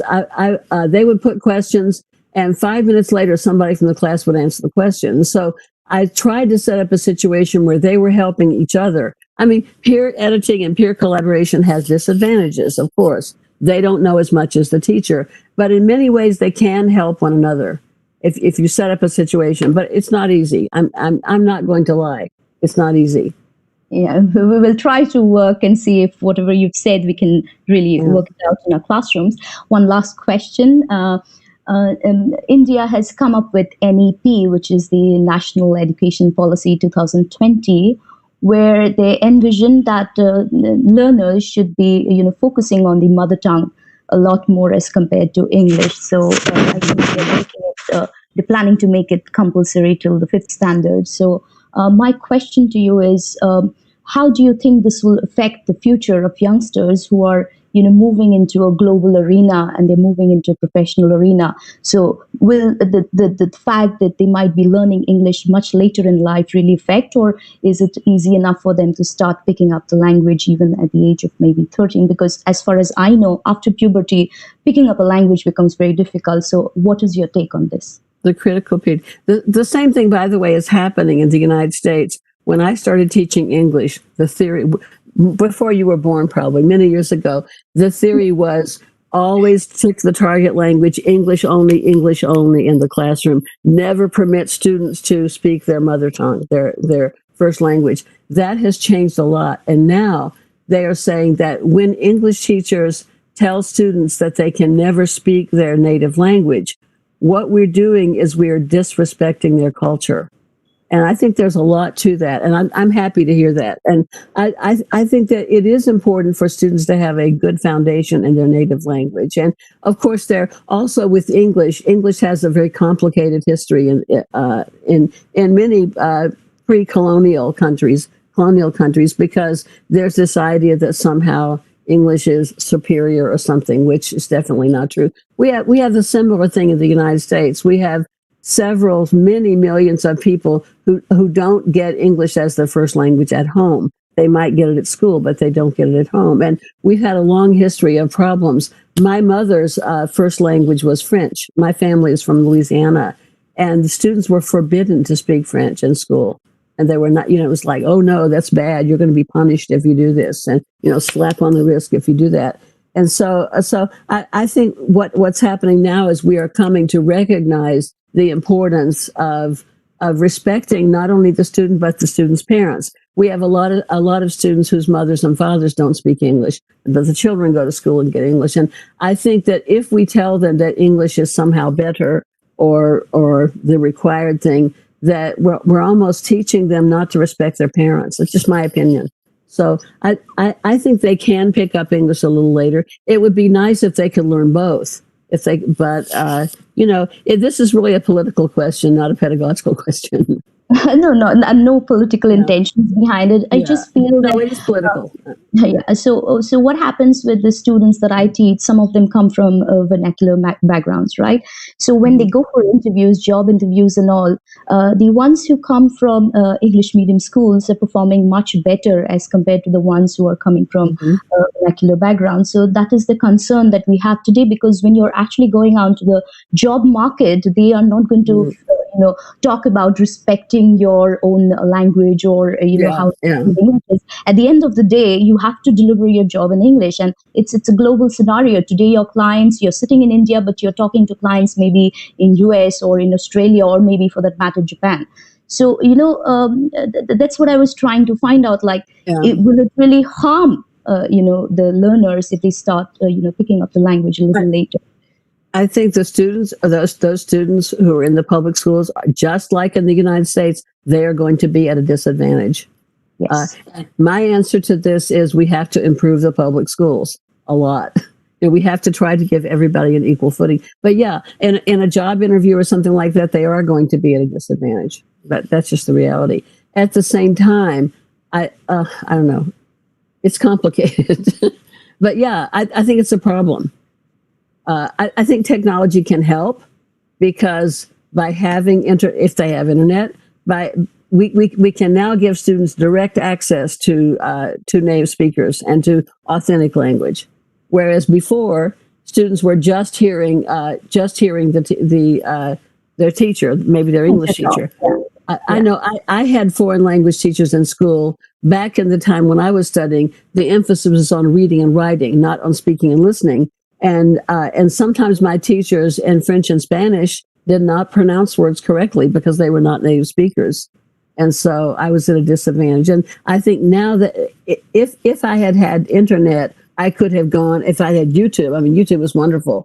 I could have had exposure to more native speakers, and this would have helped me. And that might have put me at a more equal footing. Like, there were students in my class who spent the summer in France. I didn't spend the summer in France. So maybe by going onto YouTube and listening to some French speakers, I could help make that a little more equal. Do you see what I'm saying? Yes, I agree with you, because Mr. Wallace was speaking about the same thing about student motivation today, because the internet, the world is just a shrinking place, so if you're really motivated, you don't have to depend on what is being taught in school. You can learn on your own, sitting at home, and you can, reach any corners of the world, any language that you so wish to learn. Okay, with that, I'll come conclude. Could I follow up? Could I make a follow-up comment on that? Unfortunately, what you say is very true. The students can go around their teachers and they can get direct access to that information, whereas they couldn't before. Unfortunately, a lot of teachers are threatened by that. They don't like the idea that students have students want to be the entire source of information. They want the students to get everything from them, and they don't like the fact that that students can do that. So that's part of educating teachers. We have to relax a little bit and accept the fact that we're not going to be the only source of information. They're going to get it from other sources as well. We have to accept that. We used to think of ourselves as the repository of all knowledge, but now we're just facilitators, basically guiding them what can make them better speakers of language. I completely agree with you. And thank you, Claire, for waking up at such an ungodly hour just to have this talk with us. We're really, really privileged. And I think I enjoyed the question and answer session really a lot. I have been given the task of summarizing, though you made a very concise and precise speech, but still I'll just go ahead and just go with the points. You introduced two terms that I never knew of, digital natives and digital immigrants. So this is my learning today. And, you also touched upon IPR issues, which I'm really glad, because we really need to respect copyright issues. You've spoken about big data and how we need to know how to sift through all the data and basically settle down of what is of use to us. You've talked about net etiquette. Yes, that is very important. People just need to, train, train themselves on a few of the etiquettes that we need to follow. You have explained the concept of call very comprehensively because it's an umbrella term. So there are a lot of things included underneath. And you've talked about, information overload. And, you need why the teacher is important is because of the curation factor. There's so much information, but what you possibly would be good for you can be, you can be guided by the teacher. The teacher can work as the curator. Okay, and the best thing I liked about your session today was, I quote, unquote, computers will not replace teachers, but computer literate teachers will definitely replace computer illiterate teachers. Am I right? I might have changed a few words here and there, but basically this is what you said, that, we will not be replaced, but we need to really learn, get computer literate, and we really need to learn about call. And you also mentioned that the fact that being computer literate does not necessarily mean that you're call literate. Yes, I think, and one more thing I really liked about your talk was the fact that you said that instead of just being consumers, you should also encourage our learners to be producers, and create and collaborate and, make material which they can not only create but enjoy doing them. So yes, I really love that. That's about it from my side. Thank you very much, Claire, for having this session. Could you tell us what time it is there right now? Because my maths is really bad. Right now it is 8:28. So that's going to be, yeah. By the way, I would like to thank you very much. It was an honor to be invited. I want to thank the Kaash Foundation and LTI. I really appreciate this opportunity. I've enjoyed it. Thank you so much. So with that, I'll hand it back to the organizers. Yes, Pamela, I guess it is. Thank you, Ms. Claire and Dr. Chumki Viswas for such a wonderful deliberation as well as the interactive session thereafter. I would now like to invite Dr. Geeta Ajit to kindly share her concluding remarks for today's session. Over to you, ma'am. Thank you so much. Claire, thank you. Claire, it would also be nice if you could, your screen is still being shared. Claire? Okay, I'm trying to see how to unshare it. Let's see. Okay, I got it. Stop sharing. Okay. Yeah, thank you so much. We had a wonderful afternoon today from 3 to 6. Yesterday, of course, we did have wonderful eminent speakers, and today even we had 3 wonderful of them. We had Patrick Wallace, Dr. Rosie Chamberlain, and Claire Siskin, who just gave us. To start with Dr. Patrick Wallace, on his title Perspectives and Practical ELT Pedagogy, he spoke about his experience, especially in China and Japan, and how it also, led to the development of content in Cengage and National Geographic. And what I liked about, what is more constructive about it, I found is his observation of how emerging countries can have unexpected surprises and developments, and how important it is to allow teachers to adopt to what they feel is best for the students. Every time we have, people ask, we have the from top asking us, okay, this is what you need to do. But it was, I like what Patrick said, saying that give them the freedom and they will find a way to put it through their students. And that's so relevant for today's times. Thank you so much for Patrick for that. And we had Dr. Sachin Loveday, who moderated the session. Thank you so much, Sachin. And we had after that Dr. Rosie Chamberlain from Sikkim, who spoke about literature and environment, pedagogies, perspectives, and intersection. She gave a good view about literature and the integration of literature and environment and the relevance of it and the different experience that she had. It was really a treat to listen to her. And we had Dr. Shivaji Mehte who moderated the session. Thank you so much. Thank you, Dr. Rosie Chambling. It was really wonderful to hear about why and how the teaching and doing of literature and environment should be there. And last we had Claire, all the way from USA, and how she spoke on digital literacy and CAL. And I think she touched upon most of what we were looking for, especially in today's lockdown times, the teachers, that we are forced to move from the blackboard to the computer-assisted learning techniques and everything that we could face. She gave us a 360-degree angles on every area that we would come into.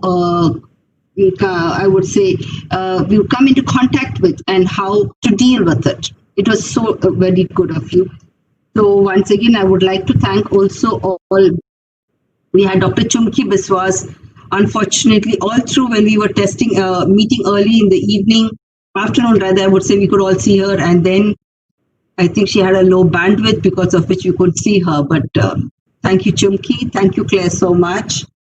And with this, we end today's session, a very, very interesting session on language and literature. It's quite intriguing, and I'm sure the whole week we have I think 4 more days to go, and I'm sure it's going to just get even more interesting day by day. Thank you, viewers. Thank you all for being there with us. And I'll hand it over once again to Pamela. Pamela, thank you. Thank you. Yes. Thank you, ma'am. Also, I would like to thank all our speakers and moderators for accepting our invitation to grace the panel for today's session. Tomorrow, we move on to the third day of the third International Faculty Development Program with 3 another stalwarts in the fields of English language and literature. We would have Dr. Mari Fernandez, Dr. Dhirabe, and Dr. Albert P. Ryan as our resource persons for tomorrow, along with the moderators, which include Dr. Sangeeta, Dr. Geeta Ajit, and Dr. Anusha Ramanathan, respectively. Before signing off, I would like to request all our viewers to kindly put in your feedbacks in the feedback form given in the description of the YouTube live streaming link. We come to the end of today's session, and we meet again tomorrow at 3 p.m. The link for the YouTube live streaming will be sent to you all. With this, we end our today's session. This is Pamela Dhonde, team member of Kaash Foundation, signing off. Thank you.